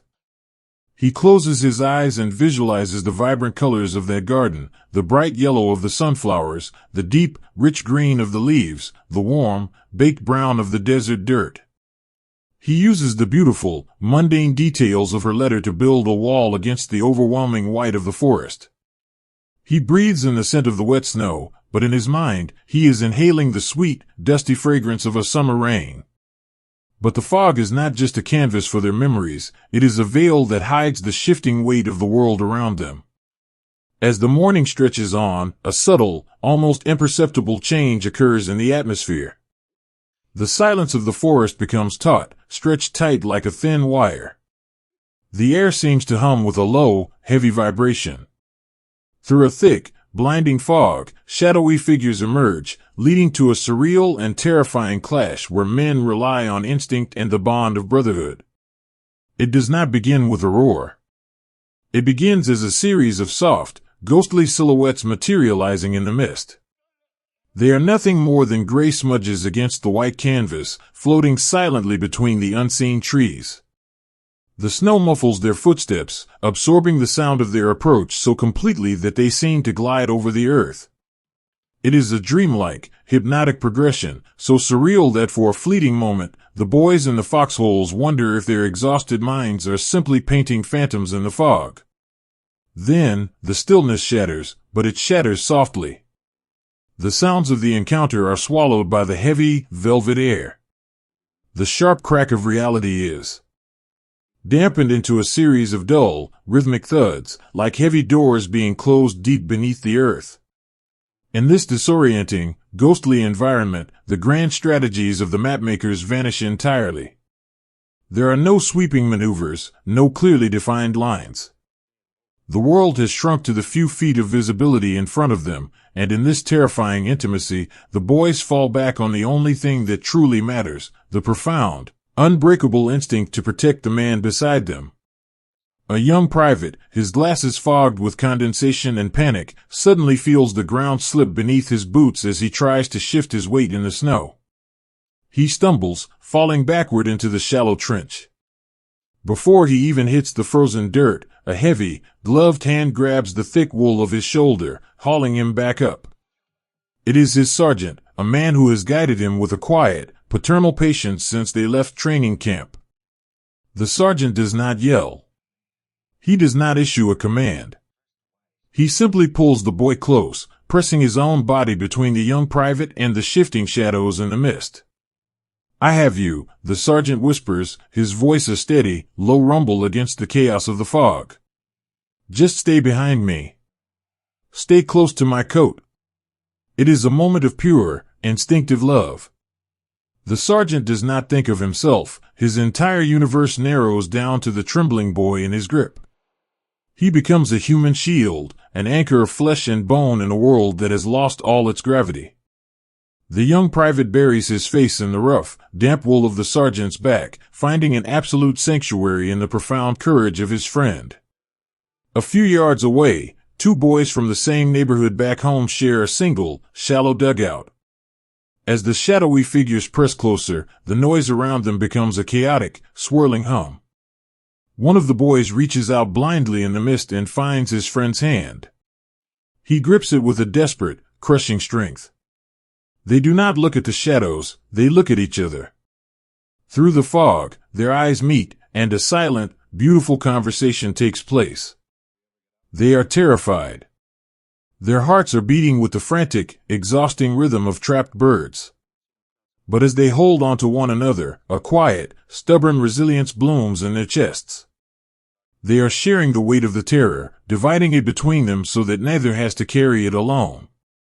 Their grip is a promise, a vow made in the freezing air. If we must face these ghosts, we will face them together. We will not let go. The fog turns the encounter into a slow, agonizing dance. Time dilates, stretching seconds into hours.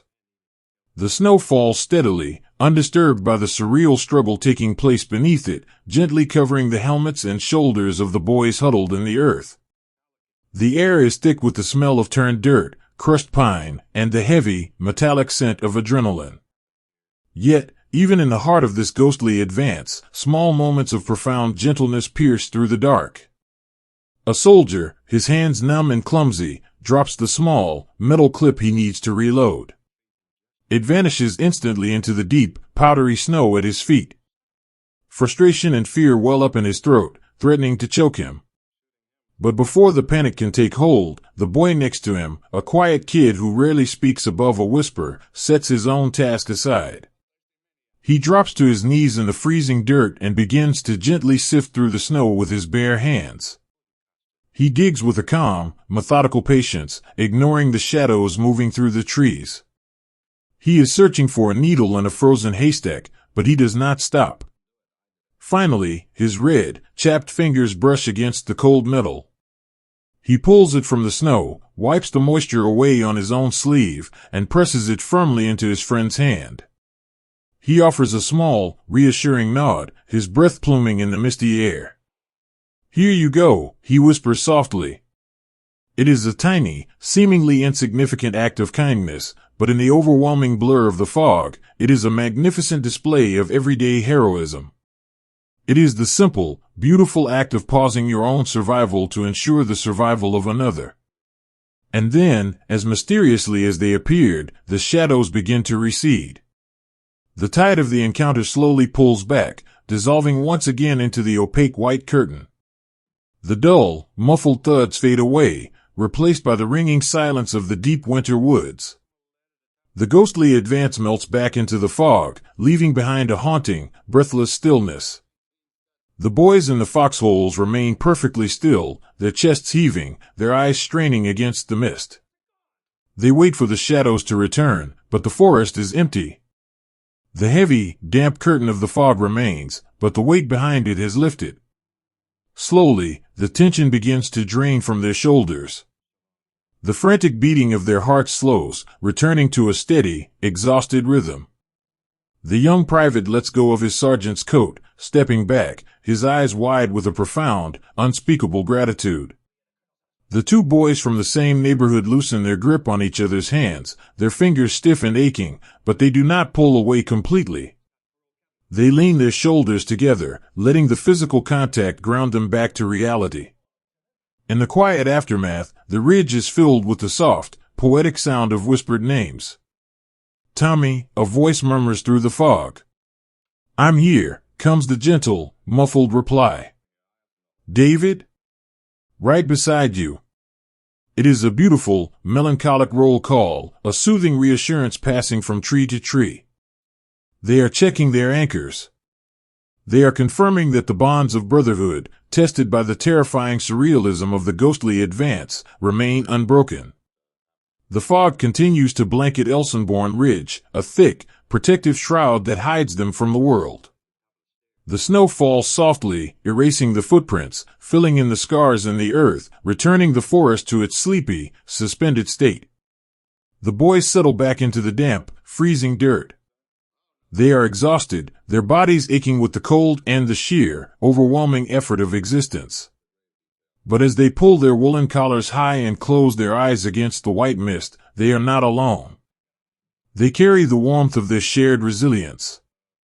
They are bound together by the profound, unspoken love that carried them through the shadows. And as the winter whispers its gentle lullaby through the ancient pines, they rest in the quiet, enduring sanctuary of each other's presence, safe in the deep, comforting embrace of the fog. A single thread of spun glass cannot hold the weight of the winter, but woven together, it becomes an unbreakable tether. Beyond the main lines, hidden deep within the sprawling, frozen geography of Elsenborn Ridge, the landscape has been reshaped by the wind. The snow does not just fall here, it drifts.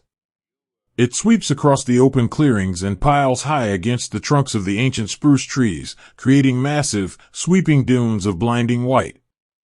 The topography of the forest is erased, replaced by a smooth, featureless ocean of frost.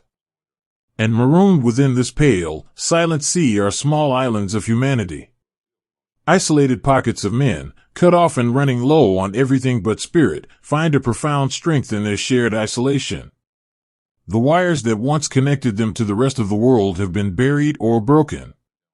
The radios offer nothing but the soft, static hiss of the winter atmosphere, a sound that mimics the endless rushing of the wind through the pines. They are entirely alone. The vast machinery of the army, the comforting hum of logistics and command, has vanished. They are just boys in the snow, separated from everything they know by miles of impassable drifts. When you are cut off from the world shrinks until it is only as large as the circle of men sitting beside you. The rations have dwindled to almost nothing. The canvas supply bags are empty, folded flat and stiff with ice. The ammunition is painfully low, though here, in the deep quiet of the drift, the primary enemy is not something that can be fought with steel. The enemy is the cold, and the heavy, seductive pull of the freezing slumber. Yet, as the physical provisions disappear, something incredibly beautiful takes their place. Stripped of all external support, the boys discover a vast, untapped reservoir of spirit. They become anchors for one another in the shifting, formless drift. In a hollowed-out crater beneath a fallen oak, 4 young men are huddled beneath a single, frost-stiffened tarp. They have 1 tin of peaches left. It is dented, cold, and entirely insufficient for the hollow ache in their stomachs. But the way they share it transforms the meager ration into a quiet sacrament. A boy from a small desert town in New Mexico, whose hands are shaking so badly he can barely hold his pocket knife, carefully pries the tin open. He does not eat. He passes it to the boy on his left. The tin makes a slow, reverent circle in the dark. Each boy takes only a single, small slice of the fruit, savoring the bright, sweet taste of summer syrup against his dry tongue, and then immediately hands it to the next. They take less than they want, less than they need, because the thought of their brother going hungry is simply unbearable. They are starving, their bodies weak and trembling, but their souls are remarkably full. They are nourished by the profound, unspoken love that passes between them with that small metal tin. As the daylight fades, turning the snow from a glaring white to a deep, bruising violet, the temperature drops precipitously. The cold here is not just a sensation, it is a physical weight. It presses against their shoulders, it aches in the marrow of their bones, and it whispers softly in their ears, urging them to just close their eyes, to just let go. This is the drift. It is the dangerous, hypnotic lull of the freezing night, promising a warm, painless oblivion to those who surrender to sleep. To combat the drift, they must tether themselves to one another. They press their bodies together, intertwining their arms and legs in a desperate, geometric puzzle of survival. They share their body heat, creating a single, collective pulse in the center of the dark. And they talk.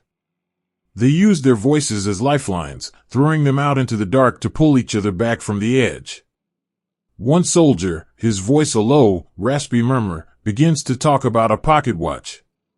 He reaches into the folds of his coat and rests his gloved hand over his chest, right where the small, brass timepiece sits against his heart. It belonged to his grandfather, a man who worked on the railways.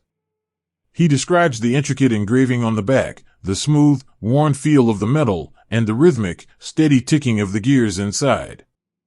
It hasn't stopped, he whispers to the boy leaning against his shoulder.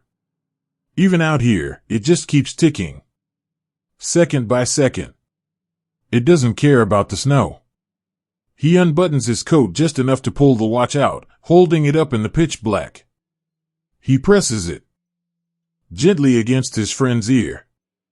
In the absolute silence of the isolated forest, the tiny, metallic heartbeat of the watch is loud and clear.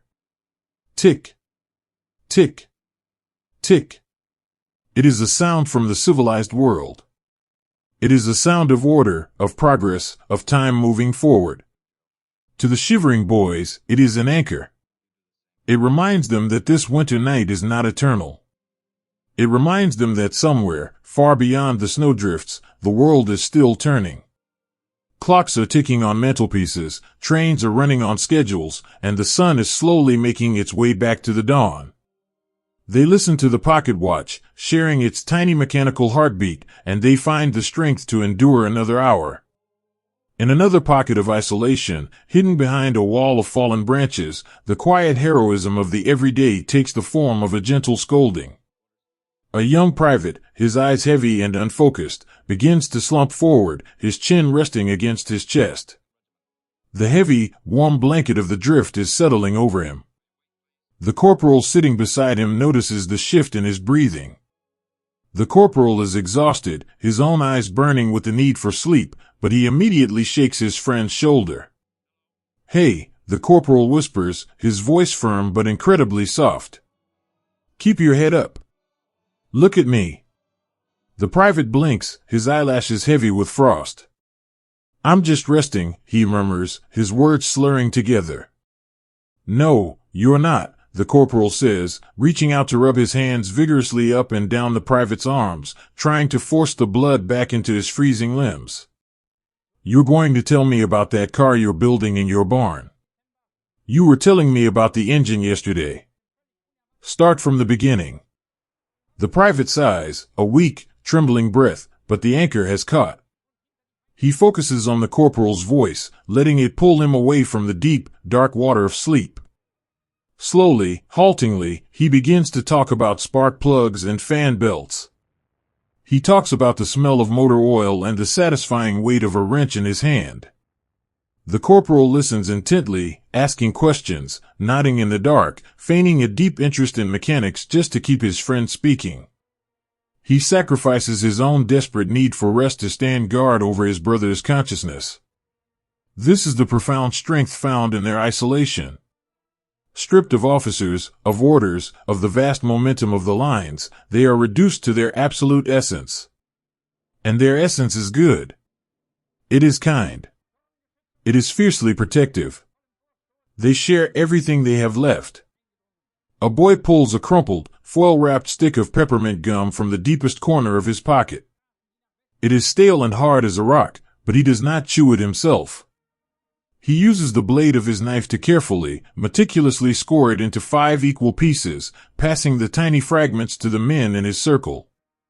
The sharp, sweet taste of the mint blooms in their mouths, a fleeting, beautiful shock of flavor that cuts through the taste of earth and snow. It is a tiny luxury, a microscopic celebration of life, shared in the center of the wasteland.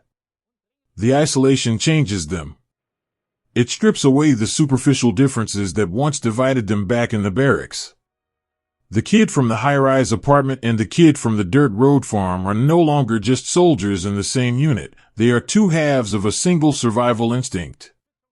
They breathe together. They shiver together.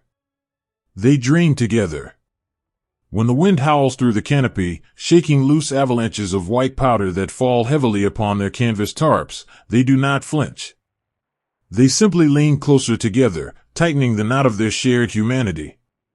They realize that they are not trapped in the snow, they are sheltered by it. The deep drifts that cut them off from the world also hide them from the dangers that roam the night. They are tucked away in the quiet, frozen pockets of the earth, waiting for the tide of the winter to turn. And in the quietest hours, when the wind dies down and the forest is suspended in a breathtaking, crystalline stillness, they find a profound peace. They are cut off from the army, but they have never been more deeply connected to one another. They are a brotherhood forged not in the heat of conflict, but in the slow, agonizing crucible of the cold. The snow will continue to fall, and the drifts will continue to rise, changing the shape of Elsenborn Ridge until the world is utterly unrecognizable. But beneath the frost, hidden in the dark, the boys remain firmly planted. They are the anchors in the drift, holding fast to the fragile, beautiful thread of their shared lives, refusing to be swept away, waiting with quiet, beautiful patience for the morning light to finally break through the trees. There is a specific kind of quiet that only comes when the world simply forgets to roar. For days, the air above Elsenborn Ridge has been thick and heavy, torn apart by a relentless, invisible thunder. The earth has trembled without pause, a continuous, shuddering vibration that settled deep into the marrow of the boys hidden within it. They had forgotten what it felt like to exist without the ground shaking beneath their boots. They had forgotten the natural sound of their own voices. And then, quite suddenly, the thunder stops. It does not fade away gradually. It simply ceases, as if a great, heavy door has been pulled shut somewhere far across the valley. The sudden absence of the noise is so profound, so startling, that for a long moment, the soldiers do not believe it.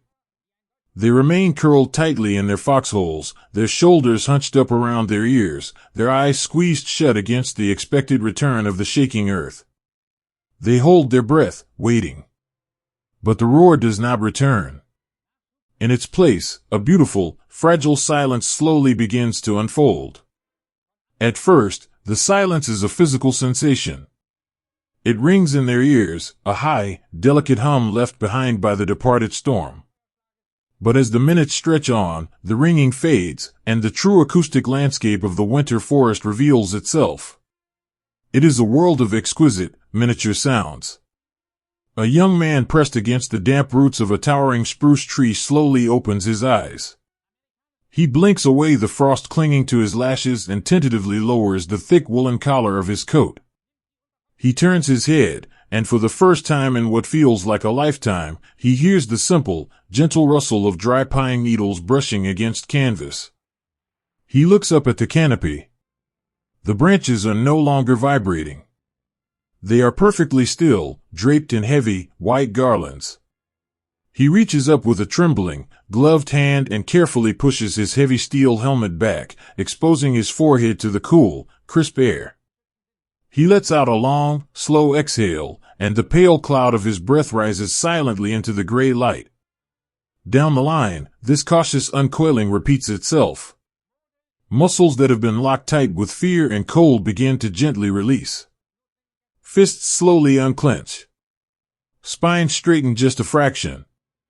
The boys look around at one another, their faces pale and drawn, smudged with dirt and exhaustion, but their eyes are wide with a shared, quiet wonder. They are listening to the snow.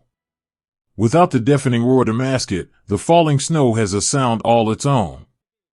It is a soft, rhythmic whisper, the sound of millions of tiny, crystalline flakes settling gently upon the branches, upon the frozen earth, upon the woolen shoulders of the men. It is a sweeping, velvety hush, incredibly soothing, like a mother gently shushing a restless child to sleep. In this hauntingly beautiful silence, hearts that have been racing like trapped birds finally begin to slow, returning to a normal, steady rhythm. The boys allow themselves to breathe deeply, drawing the sharp, clean scent of the winter woods into their lungs. The air smells of damp bark, of crushed evergreen, and of the deep, pure cold. A few yards away, in a shallow dugout fortified by walls of packed snow, two friends sit shoulder to shoulder.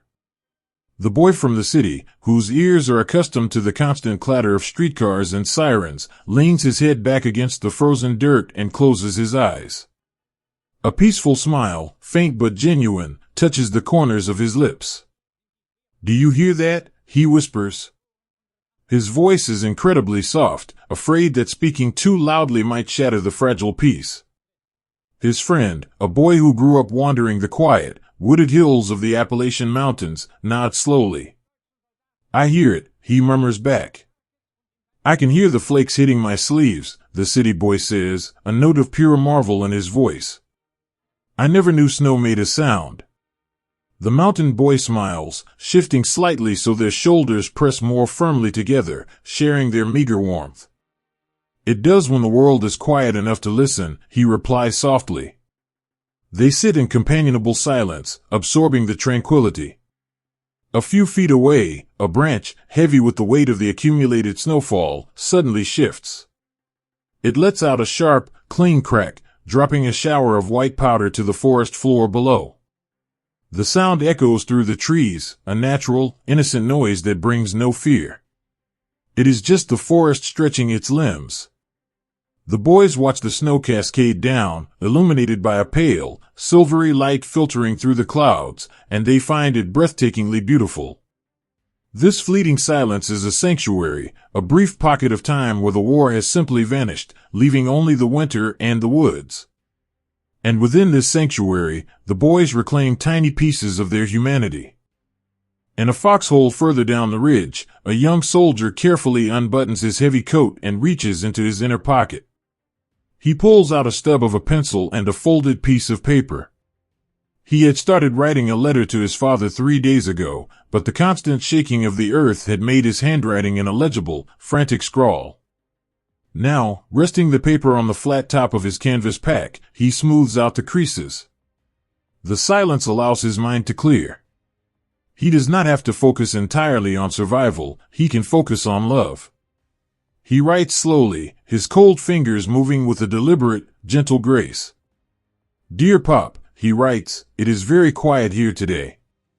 The snow is falling, and the trees look just like the woods behind the old house when we used to go looking for a Christmas tree. I am sitting with my friends. We are resting. It is so peaceful right now that I can almost imagine I am sitting on the front porch with you, listening to the wind." He pauses, bringing the tip of the pencil to his lips, thinking of the right words. He wants to send this quiet home. He wants to package this fleeting, beautiful silence and mail it across the ocean so his father will know that, even in the depths of the winter, there are moments of profound peace. He writes about the shape of the snowflakes. He writes about the way the frost glitters on his friend's collar. He fills the page with the soft, mundane details of the forest, weaving a blanket of comfort for the man reading it far away. Elsewhere along the line, the silence permits another small, everyday heroism, the brewing of coffee. Without the fear of the enemy hearing their movements, a tiny, smokeless alcohol stove is carefully lit deep within a dugout. 3 boys huddle around the small, blue flame, their faces illuminated by its gentle glow. They watch a dented tin cup filled with melted snow slowly come to a boil. In the quiet of the woods, the sound of the water heating is incredibly loud. It is a cozy, domestic sound, a bubbling, hissing promise of warmth. When the dark, bitter powder is stirred in, the aroma of the coffee rises into the freezing air, rich and earthy. It is passed carefully from hand to hand. The first boy takes a sip, and as the hot liquid travels down his throat, a low, contented sigh escapes him. He passes the warm tin cup to his neighbor, their gloved fingers brushing in the exchange. They do not need to speak. The shared warmth of the metal, the taste of the coffee, and the quiet camaraderie of the moment are all that matter. In this silent pocket of the woods, they are not soldiers holding a desperate line, they are just boys sharing a warm drink on a snowy afternoon. The silence also brings a different kind of healing. A medic, his canvas bag resting by his feet, sits quietly next to a wounded boy who is swathed in thick woolen blankets. For days, the boy has been restless, his sleep broken by the constant, terrifying thunder. But now, enveloped in the hush of the falling snow, his breathing has finally grown deep and even. The medic watches him sleep, feeling a profound, gentle relief wash over his own exhausted spirit. He reaches out and softly tucks the edge of the blanket closer around the boy's neck, a small, tender gesture of protection. The medic looks up at the sky, watching the gray clouds slowly drift above the pines, and he offers a silent, heartfelt prayer of thanks for this quiet hour. They all know, deep down, that this is only a pause. They know that the heavy door across the valley will eventually be pulled open again, and the roar of the world will return. But that knowledge does not ruin the moment, it makes it infinitely more precious. They collect this silence. They drink it in, letting it soothe their frayed nerves and quiet their racing minds. They use this fleeting gift of time to remember who they are. They look at the fading photographs of their sweethearts. They whisper jokes to one another, their voices barely carrying past the edge of their foxholes, finding the gentle humor that the noise had buried. They look at the boy shivering next to them and see a brother, a friend, a beautiful soul navigating the dark. The forest stands tall and deeply still, an ancient witness to their quiet resilience. The snow continues its mesmerizing descent, covering the scars in the earth, rounding the harsh edges of the dugouts, turning the entire ridge into a soft, white dreamscape. For just a breath, the war is a ghost, a memory from another time. There is only the gentle touch of the winter air, the faint, sweet smell of pine, and the steady, rhythmic beating of young hearts resting in the snow. They sit shoulder to shoulder in the deep woods, wrapped in a blanket of absolute tranquility, letting the hauntingly beautiful silence heal them from the inside out, waiting peacefully in the quietest corner of the world. You can feel a promise in the air long before you can see it. For what feels like an eternity, the atmosphere above Elsenborn Ridge has been a heavy, suffocating blanket of gray mist and endless, sweeping snow. The wind had been a cruel and constant companion, howling through the ancient pines with a bitter, biting edge that sought out every seam of every coat. But as the deepest part of the winter night finally surrenders to the dawn, something in the vast, unseen currents of the sky begins to change. It is a subtle shift, a quiet turning of the earth's breath. The wind does not die away completely, but it loses its sharp, metallic sting. It changes direction, sweeping down from the high ridges not with a howl, but with a low, continuous sigh. It is a drier, cleaner wind, pushing the heavy, moisture-laden clouds ahead of it, unraveling the thick curtains of fog that have kept the forest locked in an impenetrable twilight. Deep in the earth, the boys sense the change. A young soldier, huddled beneath a canvas tarp stiff with weeks of accumulated frost, opens his eyes. He listens. The trees are swaying, but the sound is different.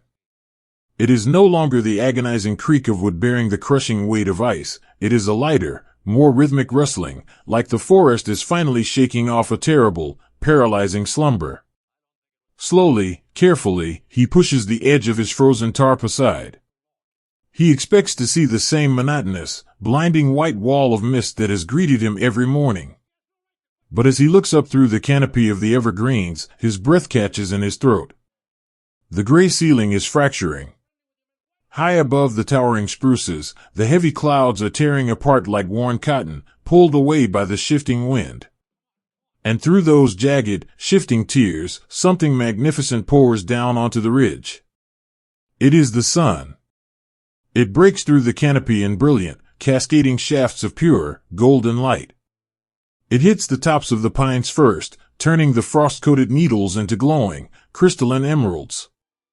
Then, it slowly walks down the rough, dark trunks, pooling on the forest floor, painting the snowdrifts in astonishing shades of amber and warm honey. After so many days of sensory deprivation, of living in a world entirely composed of shadow and ice, the sudden arrival of the sun is a physical shock of absolute beauty. The sky beyond the clouds reveals itself as a deep, limitless, breathtaking blue.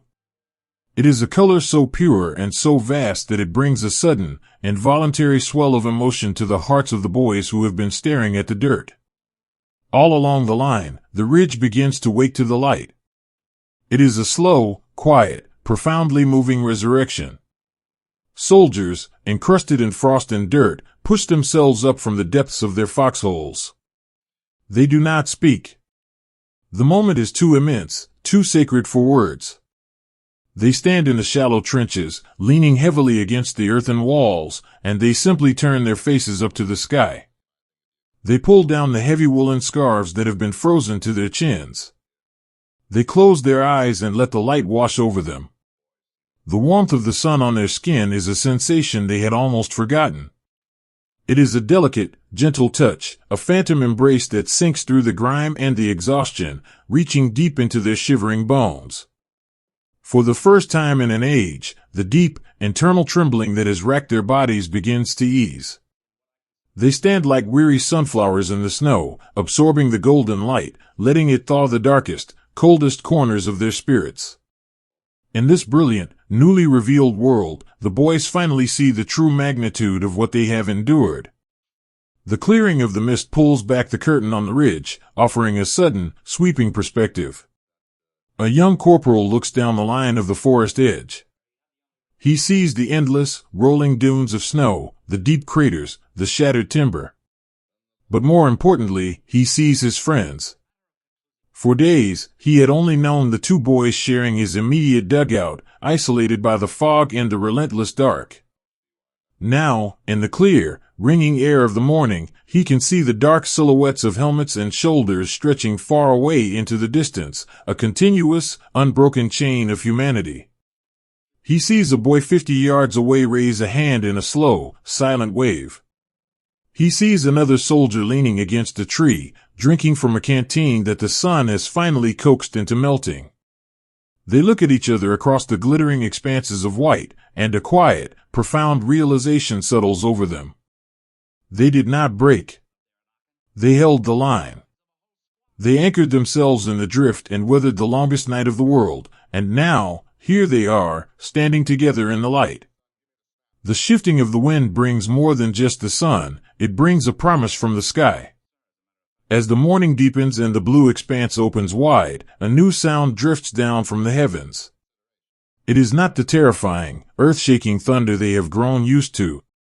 It is a high, steady, comforting drone. The boys shade their eyes with their hands, looking up past the tops of the trees.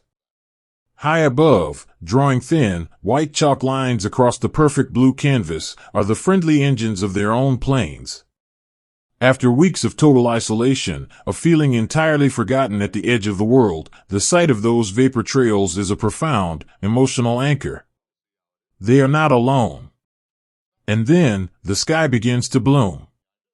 From the bellies of the distant plains, tiny dots emerge, falling toward the earth. Suddenly, brightly colored silk canopies snap open against the blue sky. Red, yellow, and green parachutes, vivid and brilliant against the monochromatic landscape, begin to drift slowly, gently down toward the ridge. They look like massive, vibrant flowers floating on the breeze. To the soldiers watching below, these falling colors are a miracle. They carry food, they carry dry socks, they carry medicine for the medics who have been working with nothing but worn bandages and sheer willpower. But more than the physical supplies, those colorful parachutes carry a profound, undeniable message of hope. They are a visual representation of the turning tide. The isolation has been broken. The world has remembered them, and the world is reaching down to pull them from the deep freeze. In the warm glow of the sun, the everyday rhythms of life slowly begin to return, softened by a new, quiet optimism. A young man sits on an overturned wooden ammunition crate, his coat unbuttoned, his helmet resting in the snow by his boots. In his hands, he holds a crumpled letter from his mother. He has read it in the pitch black, running his thumb over the creases, and he has read it by the dim, flickering light of a single match. But reading it now, in the clear, golden light of the morning, the words seem entirely different. The ink looks fresh. The looping letters carry a warmth that the shadows had previously stolen. He reads about his childhood home, about the dog sleeping by the stove, and for the first time, he truly believes he will see those things again. The overwhelming, crushing weight of the winter has lifted, replaced by a delicate, floating sense of possibility. He reaches into his pocket and pulls out a small stub of a pencil. He smooths out a blank corner of the paper on his knee. He wants to reply. He wants to capture this exact moment and send it back to her. "Dear Mom," he writes, his fingers moving a little easier now that the joints are no longer completely frozen. The wind changed today. The sky is so blue it almost hurts to look at it, and the sun is shining on the snow. It's still cold, but it's a different kind of cold now.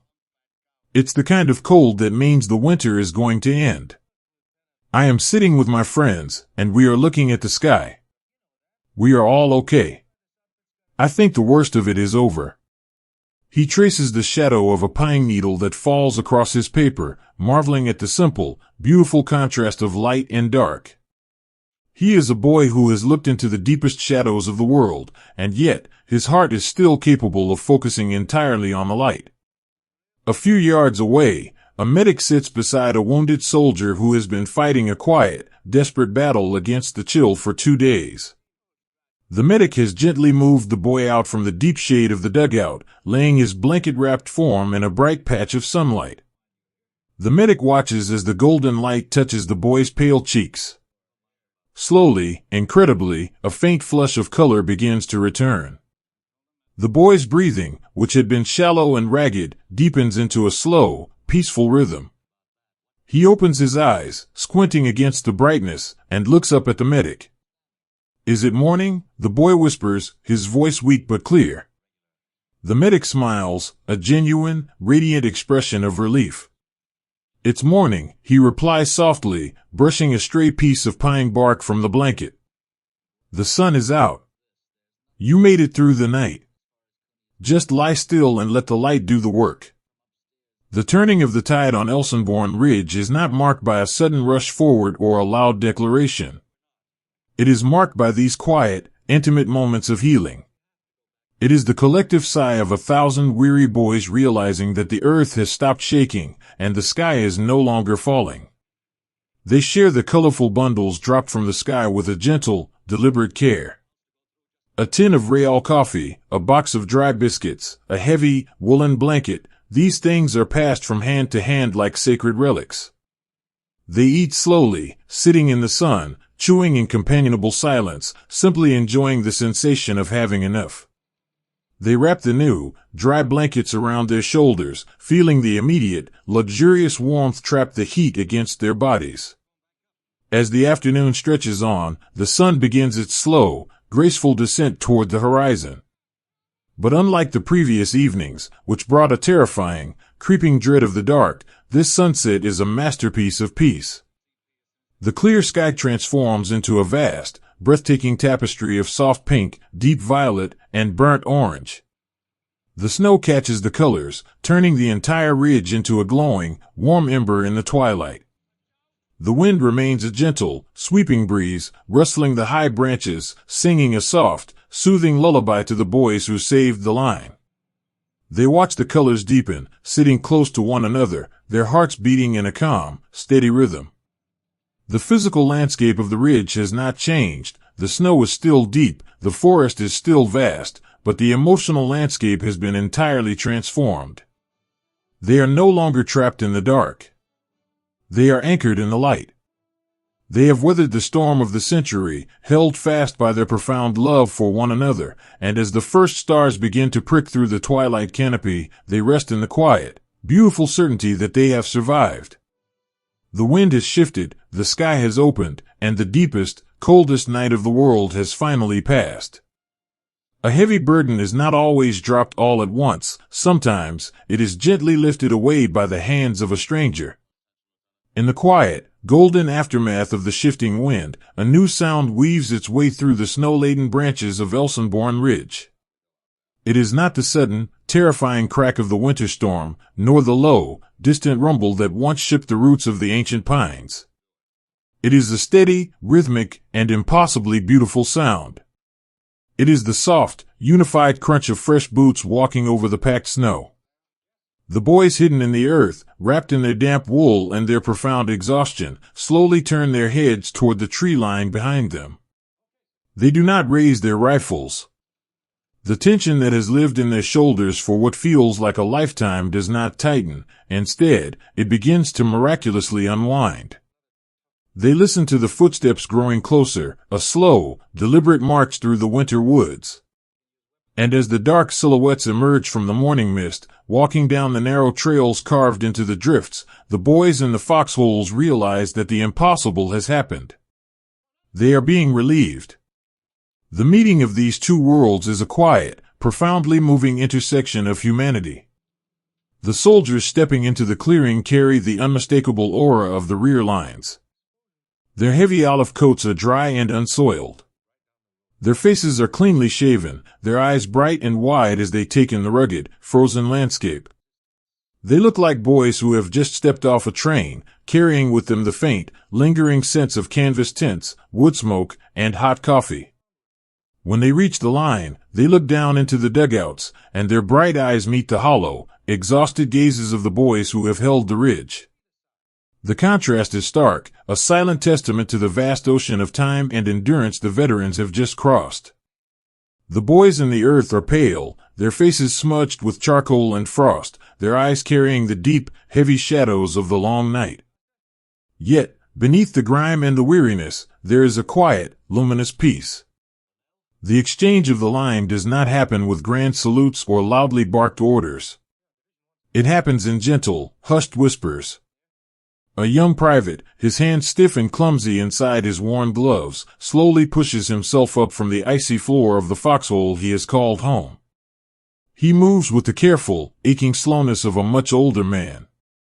He steps out into the snow, standing fully upright for the first time in days.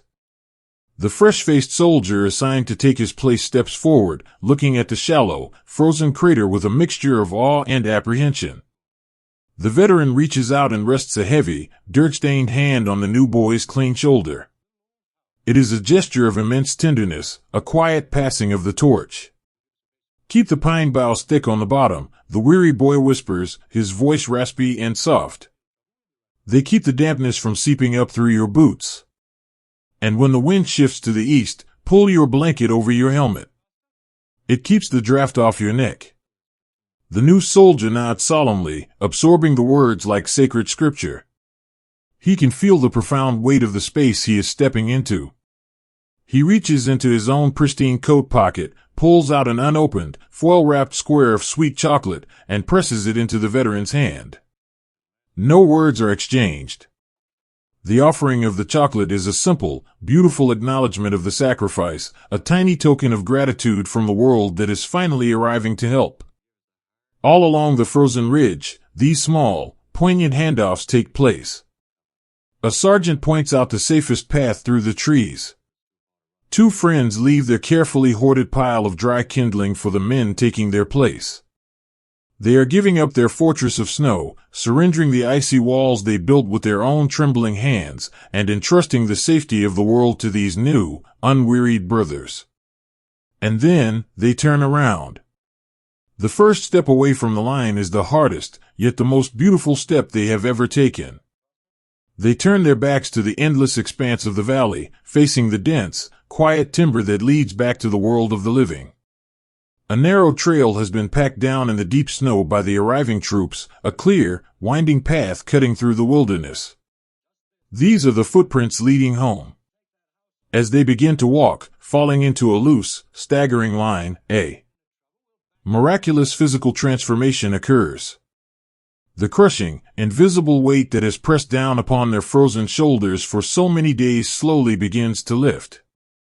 With every step away from the edge of the woods, the air seems to grow lighter, easier to breathe. The heavy packs on their backs, filled with nothing but empty canteens and damp wool, suddenly feel entirely weightless. They do not speak as they walk. The silence of their departure is reverent, filled only with the rhythmic crunch of their boots and the soft, sweeping sighs of the wind in the canopy above. They are processing the sheer magnitude of their own survival. One young man, his scarf pulled down loosely around his neck, rests his hand against his breast pocket as he walks. Beneath the thick fabric lies the folded letter from his mother, the one he had read by the light of a single match, the one he had promised himself he would answer when the sun came back.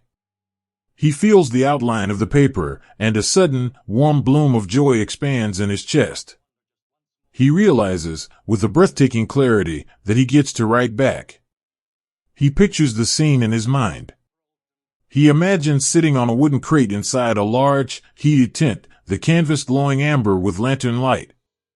He imagines wrapping his thawed fingers around a real pen, dipping it into dark ink, and writing the words, "I am off the ridge. I am safe. I am coming home." The thought is so pure, so immensely comforting, that a single, quiet tear escapes the corner of his eye, freezing softly on his cheek before he brushes it away with a smile. The deeper they walk into the forest, the more the tension drains from their bodies.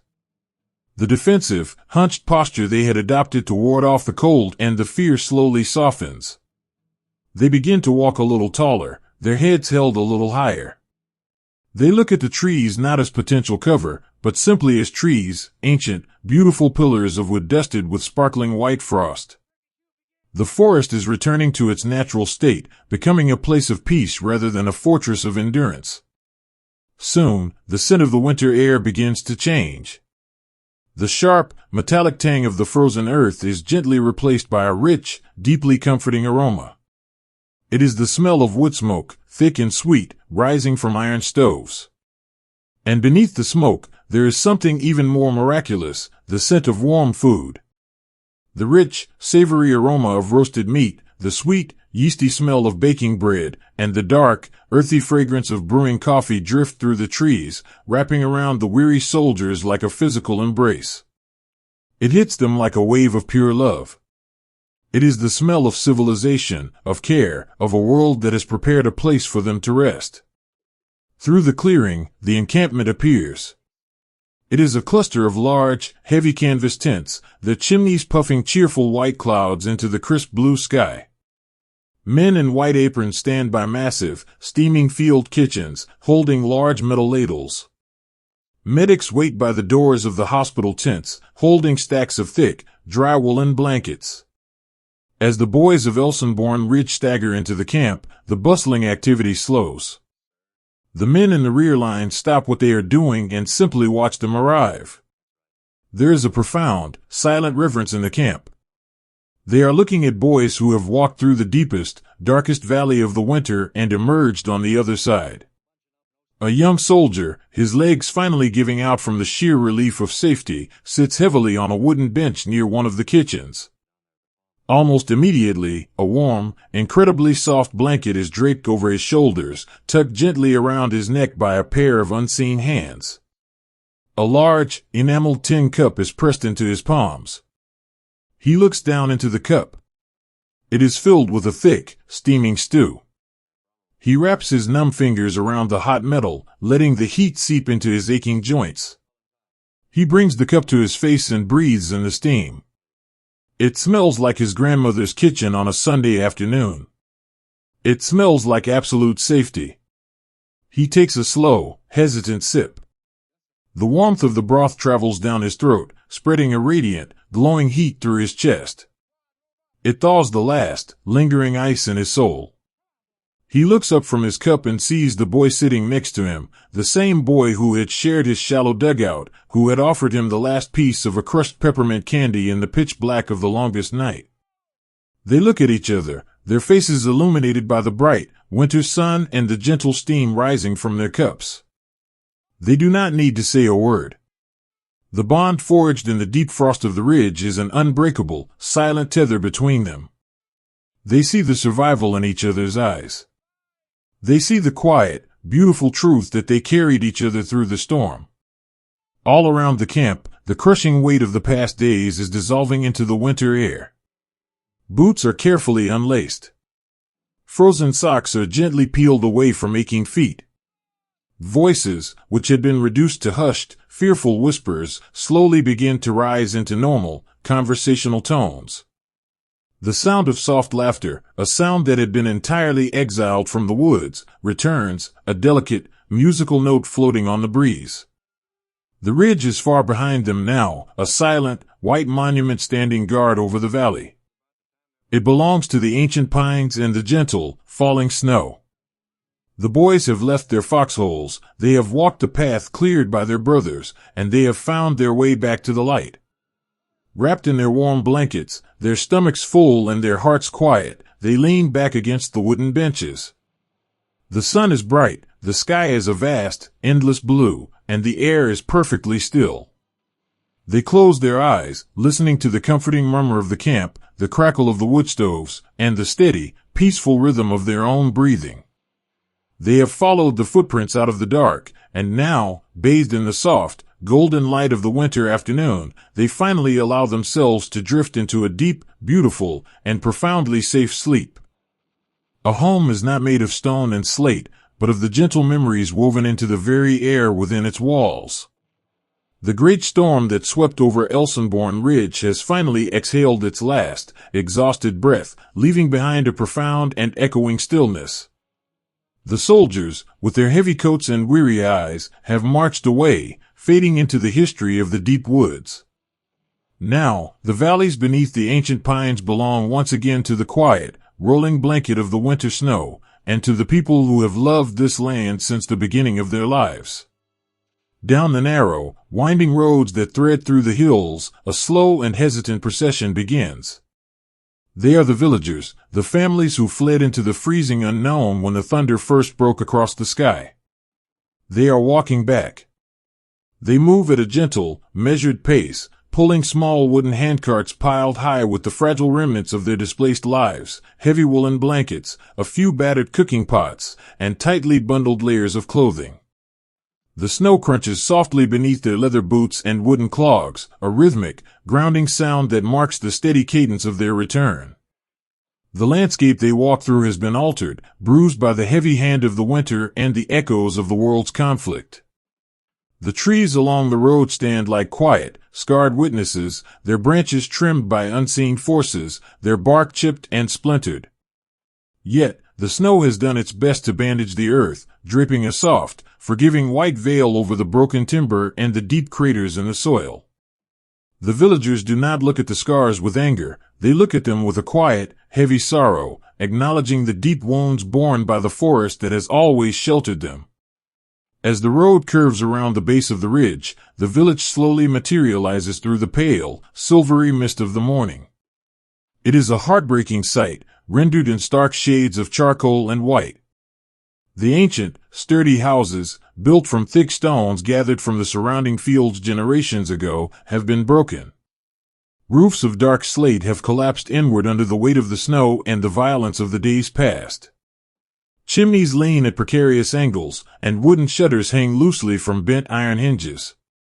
The village looks like a beautiful, old painting that has been left out in the rain. The families stop at the edge of the cobblestone streets. A collective breath is held in the freezing air.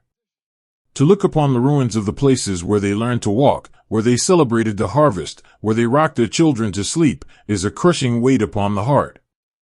But beneath the profound sadness, there is something else. There is a stubborn, glowing ember of hope. They are alive.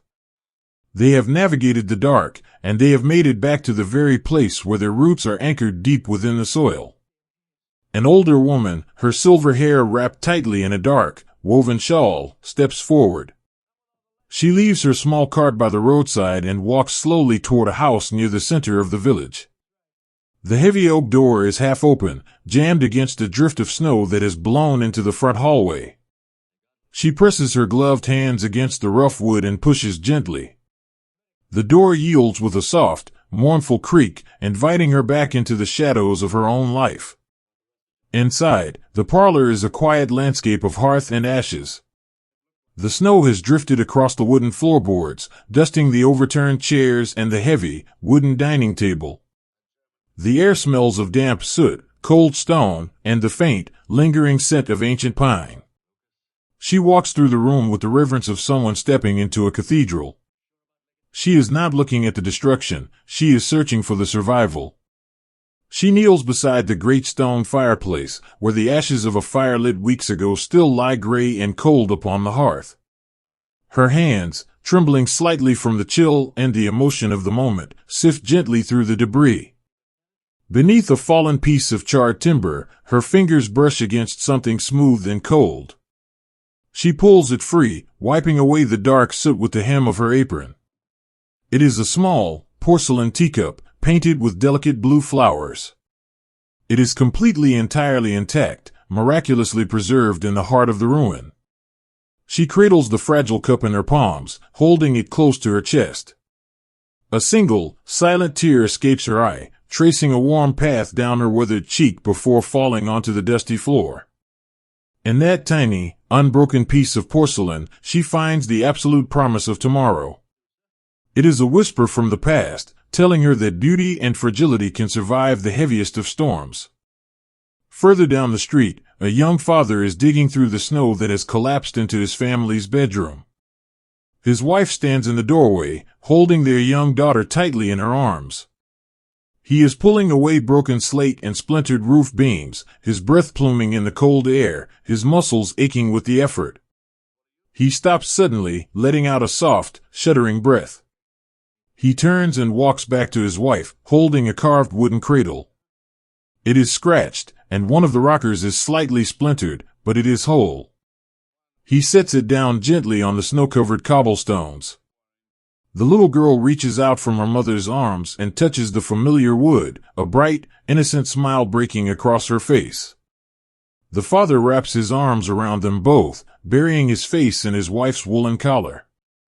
They stand together in the ruins, an island of profound love amidst the wreckage, anchored by the simple, beautiful return of a piece of their history. As the villagers begin the slow process of reclaiming their homes, they discover the lingering, ghostly imprints of the boys who passed through. The soldiers from the ridge had sought shelter in these very rooms when the nights were at their darkest. In a quiet corner of a cellar, a baker finds a neatly folded, olive-drab woolen blanket left upon a pile of straw. Beside it sits an empty tin cup and a small, half-burned candle stuck to a flat stone. The baker picks up the heavy blanket, feeling the rough texture of the wool. He realizes that in his absence, his home became a sanctuary for a shivering boy from a world away. He imagines the young soldier sitting in the dark, warming his hands over the tiny flame, finding a fleeting moment of safety within these stone walls. On a dusty table in another house, a local woman finds a tiny scrap of paper torn from a military ration box. On it, written in hurried, pencil-smudged cursive, is a single word in a language she does not speak: thanks. She traces the letters with her finger, feeling a sudden, deep connection to the stranger who wrote it. The shared humanity of the war becomes overwhelmingly clear. They were all just people, fleeing the cold, seeking the warmth, praying for the dawn. She folds the scrap of paper carefully and slips it into her pocket, keeping it as a silent monument to the boys who guarded their valley. The true healing of the village does not begin with the clearing of the rubble, but with the lighting of the first fires. As the afternoon light begins to wane, casting long, violet shadows across the snow, the villagers gather whatever dry wood they can find. They break apart hopelessly shattered chairs, they collect the splintered branches from the road, and they bring them to the old stone hearths. The old woman with the silver hair kneels once more before her fireplace. She arranges the kindling with practiced, gentle hands, building a small, fragile pyramid of wood over a bed of dry paper. She strikes a match. The sound is a sharp, hopeful hiss in the quiet room. She cups the tiny, yellow flame in her hands, protecting it from the drafts, and touches it to the paper. The fire catches. It begins as a hesitant, flickering glow, illuminating the dust motes dancing in the air. Then, it grows, climbing the dry wood, crackling and popping with a joyful, vibrant energy. The golden light spills out across the room, pushing back the shadows, warming the cold stone, and casting a soft, amber glow upon the woman's face. She sits back on her heels, closing her eyes, and simply listens to the sound of the fire. It is the sound of life returning. It is the heartbeat of the home, beating steadily once again. All down the street, chimneys that have been cold and dark for weeks begin to breathe. Thin ribbons of gray smoke rise into the pale winter sky, twisting and dancing on the gentle breeze. To anyone looking down from the ridge, those columns of smoke are a beautiful, undeniable signal. They say, we are still here. We are beginning again. The warmth of the fires draws the neighbors out of their individual grief and into the comforting embrace of the community. A man whose kitchen was entirely destroyed walks next door, carrying a small, salvaged sack of flour. The neighbor, who has a working stove but no food, welcomes him in with open arms. They mix the flour with melted snow and bake flat, simple loaves of bread on the hot iron. When the bread is done, they break it apart with their hands, the steam rising into the air, the smell of the warm yeast providing an incredible, soothing comfort. They share the food, sitting on overturned buckets and wooden crates, their faces illuminated by the hearth. They do not talk about the storm that has passed. They talk about the spring. They talk about planting the fields, about repairing the roofs, about the quiet, beautiful rhythm of the seasons that will eventually wash the scars from the earth. Outside, the children, resilient and remarkably light of heart, have found a patch of undisturbed snow in the village square. They begin to roll the heavy, wet snow into massive spheres, laughing as they build a snowman in the center of the ruins. Their voices are clear and bright, ringing like tiny silver bells against the broken stone. It is a pure, innocent music that lifts the spirits of everyone who hears it. The children do not see a ruined village, they simply see a winter playground, a fresh canvas upon which to build their joy. As the evening settles completely over the valley, painting the sky in deep, bruised hues of indigo and purple, the village is no longer a dark, abandoned place. It glows from within. The soft, golden light of a dozen hearth fires spills out through the broken windows and the open doors, pooling warmly on the snow-covered cobblestones. The heartbreak of the return has slowly transitioned into a profound, quiet resilience. The locals of Elsenborn Ridge have looked into the ashes of their past, and they have found the glowing embers of their future. They wrap themselves in their salvaged blankets, leaning close to the warmth of the flames, finding an absolute, unshakable strength in the presence of one another. The forest stands tall and silent around them, a protective wall of ancient wood and frost. The snow begins to fall again, a gentle, sweeping curtain of white that softens the jagged edges of the broken roofs and blankets the footprints in the streets. The world is being tucked into bed, wrapped in the soothing, peaceful hush of the winter night. And the villagers, anchored by the love of their homes and the quiet heroism of their endurance, close their eyes and rest, safe in the knowledge that tomorrow, the sun will rise, and they will continue the beautiful, hopeful work of living. Time is a gentle river, slowly smoothing the sharpest stones into perfect, silent spheres. Decades have slipped away over Elsenborn Ridge, drifting past as softly as autumn leaves falling upon a quiet stream. The great, roaring winter that once consumed this landscape has faded into the deep, misty archives of the past, replaced by the slow, beautiful, and healing rhythm of the changing seasons. To walk through this forest today is to walk through a cathedral of living wood. The ancient pines and towering spruces, the very trees that once shielded shivering boys from the biting wind, have grown even taller, their trunks thick and resolute, their heavy boughs reaching up to touch the peaceful sky. The forest has reclaimed its sanctuary.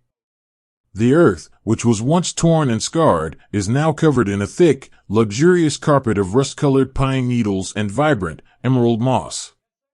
The harsh edges of the world have been entirely erased by the patient, meticulous hand of nature. Yet, if you know where to look, and if you step softly enough, the landscape still speaks. It does not shout. It whispers.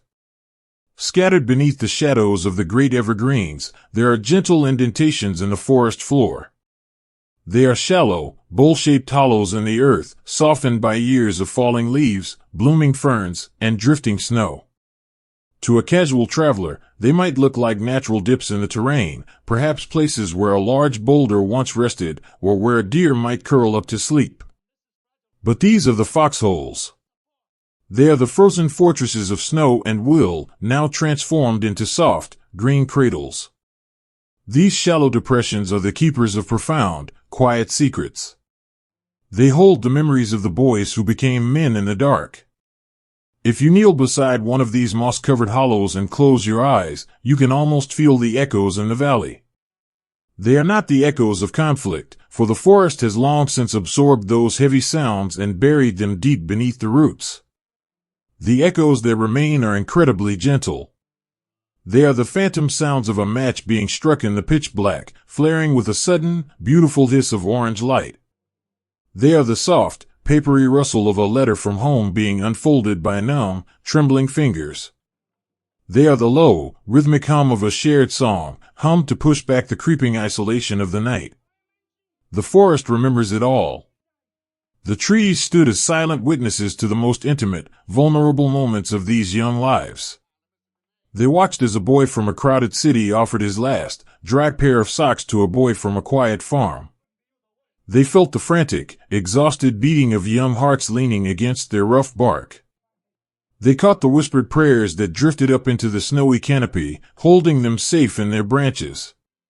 The woods absorbed the profound, unbreakable love that passed between friends in the deep winter, and that love has nourished the soil, making the forest more beautiful, more peaceful than it ever was before. Sometimes, the forest receives a visitor who remembers. An old man, his shoulders slightly stooped by the weight of a long, full life, walks slowly down the dappled, sunlit path. He wears a heavy woolen coat, and his steps are careful, guided by a smooth wooden cane. His hands, gripping the curved handle, are mapped with the delicate blue veins and sunspots of old age. They are soft hands now, hands that have spent decades holding the tiny fingers of grandchildren, tending to summer gardens, and resting on the arms of comfortable rocking chairs. But once, a lifetime ago, these same hands were chapped, bleeding, and frozen to the steel of a rifle. He stops at the edge of a clearing, leaning heavily on his cane, his breath rising in a slow, steady rhythm. He is looking for a specific tree. He walks off the path, his boots sinking softly into the damp moss, until he reaches a massive oak. Its bark is deeply grooved, ancient and enduring. The old man reaches out with a trembling hand and presses his palm flat against the wood. He closes his eyes, and a profound, transcendent stillness settles over him. In his mind, the warm, golden light of the present afternoon slowly dissolves, replaced by the heavy, gray twilight of the deep winter. The birdsong fades, and the soft, sweeping whisper of the falling snow returns. He is 19 years old again. But he does not feel the terror. He does not feel the paralyzing cold. The memory he seeks out, the one he has carried across the ocean and through the decades, is a memory of absolute warmth. He remembers the boy who sat next to him in the dark. He remembers the way their shoulders pressed together, sharing the fragile heat of their bodies. He remembers the taste of a single, crushed peppermint candy they divided in half on Christmas Eve, the sharp, sweet flavor cutting through the taste of earth and exhaustion. He remembers looking into his friend's eyes and knowing, with absolute certainty, that he was not alone in the universe. The old man opens his eyes. A single, quiet tear tracks its way through the deep lines of his face, disappearing into the collar of his coat. It is not a tear of sorrow, but a tear of deep, overwhelming gratitude. He pats the rough bark of the oak tree twice, a gentle, familiar gesture, like saying goodbye to an old, steadfast friend. "We made it," he whispers, his voice a dry, papery rasp that blends perfectly with the rustling leaves. "We went home." And they did go home. The boys who shivered in these hollows packed up their exhausted bodies and walked out of the woods. They returned to the sunlit porches, the quiet farmhouses, and the bustling city streets they had dreamed of in the dark. They took off their heavy, frozen coats and put on suits and ties, overalls and aprons. They built houses, they raised children, they grew old, and they lived the lives they had fought so desperately to secure. But a small, precious piece of their youth never left Elsenborn Ridge. It remained here, perfectly preserved in the quiet amber of the forest's memory. When these men sat at the heads of their dining tables on Thanksgiving, or when they watched their children playing in the summer grass, there was always a quiet, private corner of their hearts that belonged to the winter woods. They carried the ridge with them, a secret, invisible anchor. It gave them a profound appreciation for the simple, everyday miracles of life. A cup of hot coffee in the morning was not just a beverage, it was a luxury they once thought they might never taste again. A warm bed with dry sheets was a daily blessing. The sound of their wives laughing in the next room was a symphony that drowned out the remembered thunder. They did not often speak of the ridge to their families.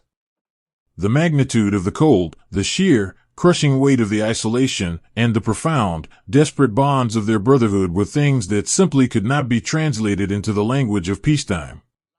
The stories were too big, the emotions too heavy for casual conversation. So, they entrusted their secrets to the valley. They left their fears buried beneath the snowdrifts, where the spring thaw eventually washed them away into the streams. They left their tears in the roots of the pines. And they left the memory of their quiet heroism in the very air of the forest, weaving it into the gentle sigh of the wind. As the afternoon sun begins to lower, casting long, golden shadows across the mossy floor, the forest seems to breathe a sigh of deep, enduring contentment. The modern world outside the tree line is loud and fast, but here, in the heart of the valley, time is suspended. It is a place of absolute, unshakable sanctuary. A small, brown bird flutters down from the canopy, landing delicately on the edge of a moss-filled foxhole. It hops across the soft green carpet, entirely unaware of the history beneath its tiny feet. It tips its head, sings a few bright, crystal-clear notes into the quiet air, and then takes flight again, vanishing into the sunlit branches. This is the ultimate triumph of Elsenborn Ridge. The land has returned to the innocent, natural rhythms of life. The scars have healed, not by erasing the past, but by wrapping it in a gentle, beautiful embrace of living green. The old man turns and begins his slow walk back to the road. He does not look back. He knows the forest is keeping his memories safe. He knows that the spirits of the boys who did not get to grow old are resting peacefully beneath the canopy, cradled by the earth, sung to sleep by the rustling leaves, forever young, forever surrounded by the profound love of their brothers.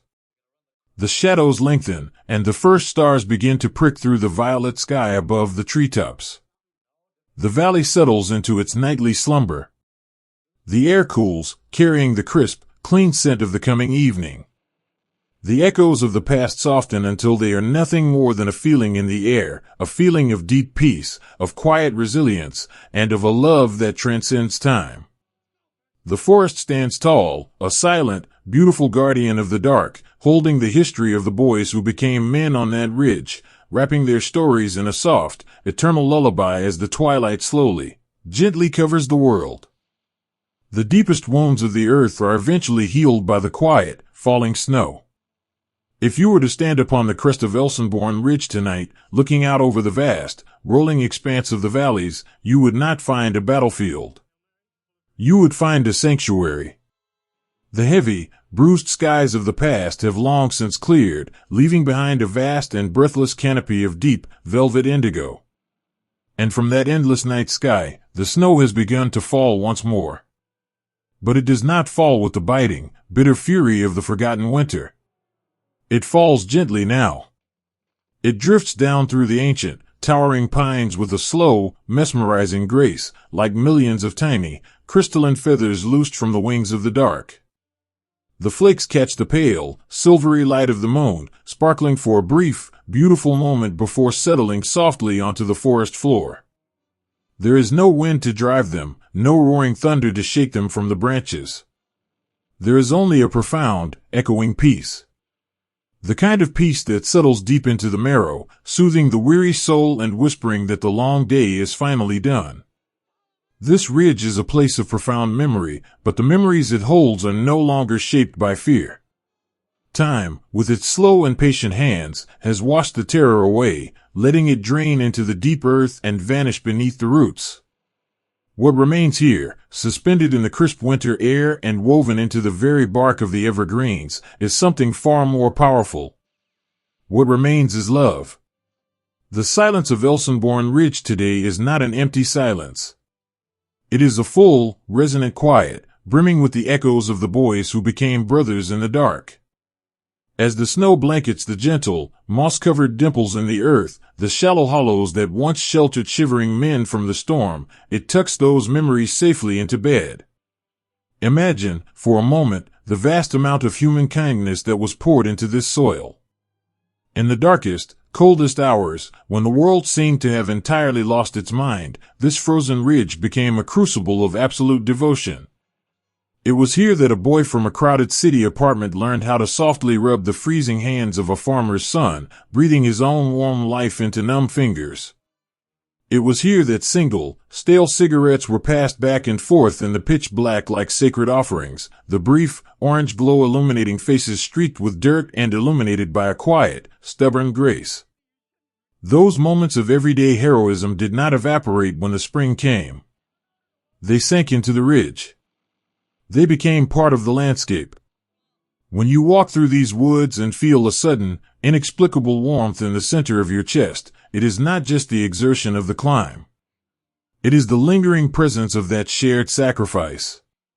It is the invisible monument of a young medic crawling through the deep powder, risking everything simply to lay a comforting hand upon the shoulder of a frightened friend and whisper, "I am here. You are not alone." The forest remembers the letters. It remembers the hundreds of thousands of words written by the flickering light of a single match, or composed silently in the mind when hands were too stiff to hold a pencil. The trees stood as silent guardians over those private hopes. They listened to the whispered dreams of warm kitchens, of front porches in the summer, of sweethearts waiting by the radio, and of mothers keeping the hearth fires burning. Those letters were the delicate, invisible threads that tethered the boys to the world of the living. And even though the paper has long since turned to dust, the love that was poured into those words still lingers in the air. It is the reason the forest feels so incredibly gentle today. The woods are bathed in the collective prayers of a generation that asked for nothing more than to see the sun rise one more time, and to see the people they love just once more. For those who walked away from this ridge, the snow never looked quite the same. When they grew to be old men, sitting in comfortable armchairs beside crackling fireplaces, a heavy snowfall outside their window would always bring a quiet stillness to their eyes. They would watch the flakes drift down past the street lamps, and their minds would travel back across the ocean, returning to the shadows of the pines. But as the decades passed, the nightmares slowly lost their grip. The memory of the freezing cold was gradually replaced by the memory of the immense, unbreakable warmth of the man sitting beside them. They remembered the shared laughter that broke through the terrifying thunder. They remembered the profound, beautiful weight of depending entirely on someone else, and having someone depend entirely on them. They look back on Elsenborn Ridge not just as a place of suffering, but as the place where they discovered the absolute best of what a human heart can be. And for the boys who stayed, the boys whose journey ended beneath the heavy boughs of the spruce trees, the forest has been the most tender and faithful of caretakers. The ridge does not mourn them with sorrow, it holds them with a deep, majestic reverence. The roots of the ancient trees wrap gently around their memory, cradling them in the earth.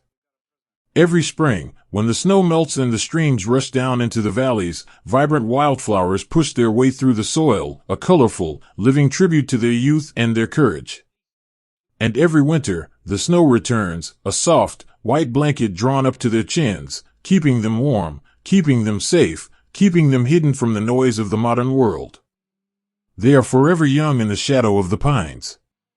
They are forever bound together, a timeless brotherhood resting in the quietest corner of the earth. They do not have to hold the line anymore. The line has been held. The world is safe, and their watch is over. As the night deepens on Elsenborn Ridge today, the landscape is a portrait of perfect, undisturbed tranquility. A solitary deer steps delicately through the deep powder, its breath pluming in the silver moonlight, leaving a trail of small, neat footprints that weave between the sleeping trees. A solitary owl calls out from a high branch, a low, melodic sound that echoes softly across the valley, a gentle guardian of the dark. The wind is nothing more than a slow, rhythmic breath, sighing through the upper canopy. It sounds like a lullaby. It rustles the dry pine needles, carrying the clean, crisp scent of frost and deep timber. It is a healing wind, blowing away the last remnants of the past, leaving only a pure, untroubled present. There is no need to be afraid of the dark here anymore. The shadows that stretch across the snow are not hiding an advancing storm, they are simply the long, peaceful arms of the trees, embracing the earth. The isolation that once felt so terrifying is now a beautiful, secluded retreat. It is a place to come when the world is too loud, a place to sit in the snow, close your eyes, and remember that even in the deepest winter, there is an enduring, luminous warmth to be found in the human spirit. The great storm is gone. The thunder has been replaced by the rhythmic beating of a peaceful world. The frightened boys have become legends of quiet resilience, their stories woven into the very fabric of the landscape they protected. As you listen to the gentle whisper of the falling snow, let the tension drain from your own shoulders. Let the soft, velvety quiet of the ridge wrap around you. The earth is resting, and it invites you to rest with it. The long, exhausting march is finished. The hearth fires are lit, burning brightly in the safe, warm homes that these boys ensured would stand. The history of Elsenborn Ridge is ultimately not a story of the cold, but a story of the light that refused to go out. It is a testament to the fact that love, shared quietly in the dark, is stronger than any winter. So, let the forest sleep. Let the trees stand their silent, majestic guard over the valley. Let the memories of those quiet, everyday heroes remain undisturbed beneath the beautiful, sweeping drifts. The sky is vast and clear. The world is at peace. And over the ancient, enduring sanctuary of Elsenborn Ridge, the snow falls gently now, whispering a soft, eternal good night.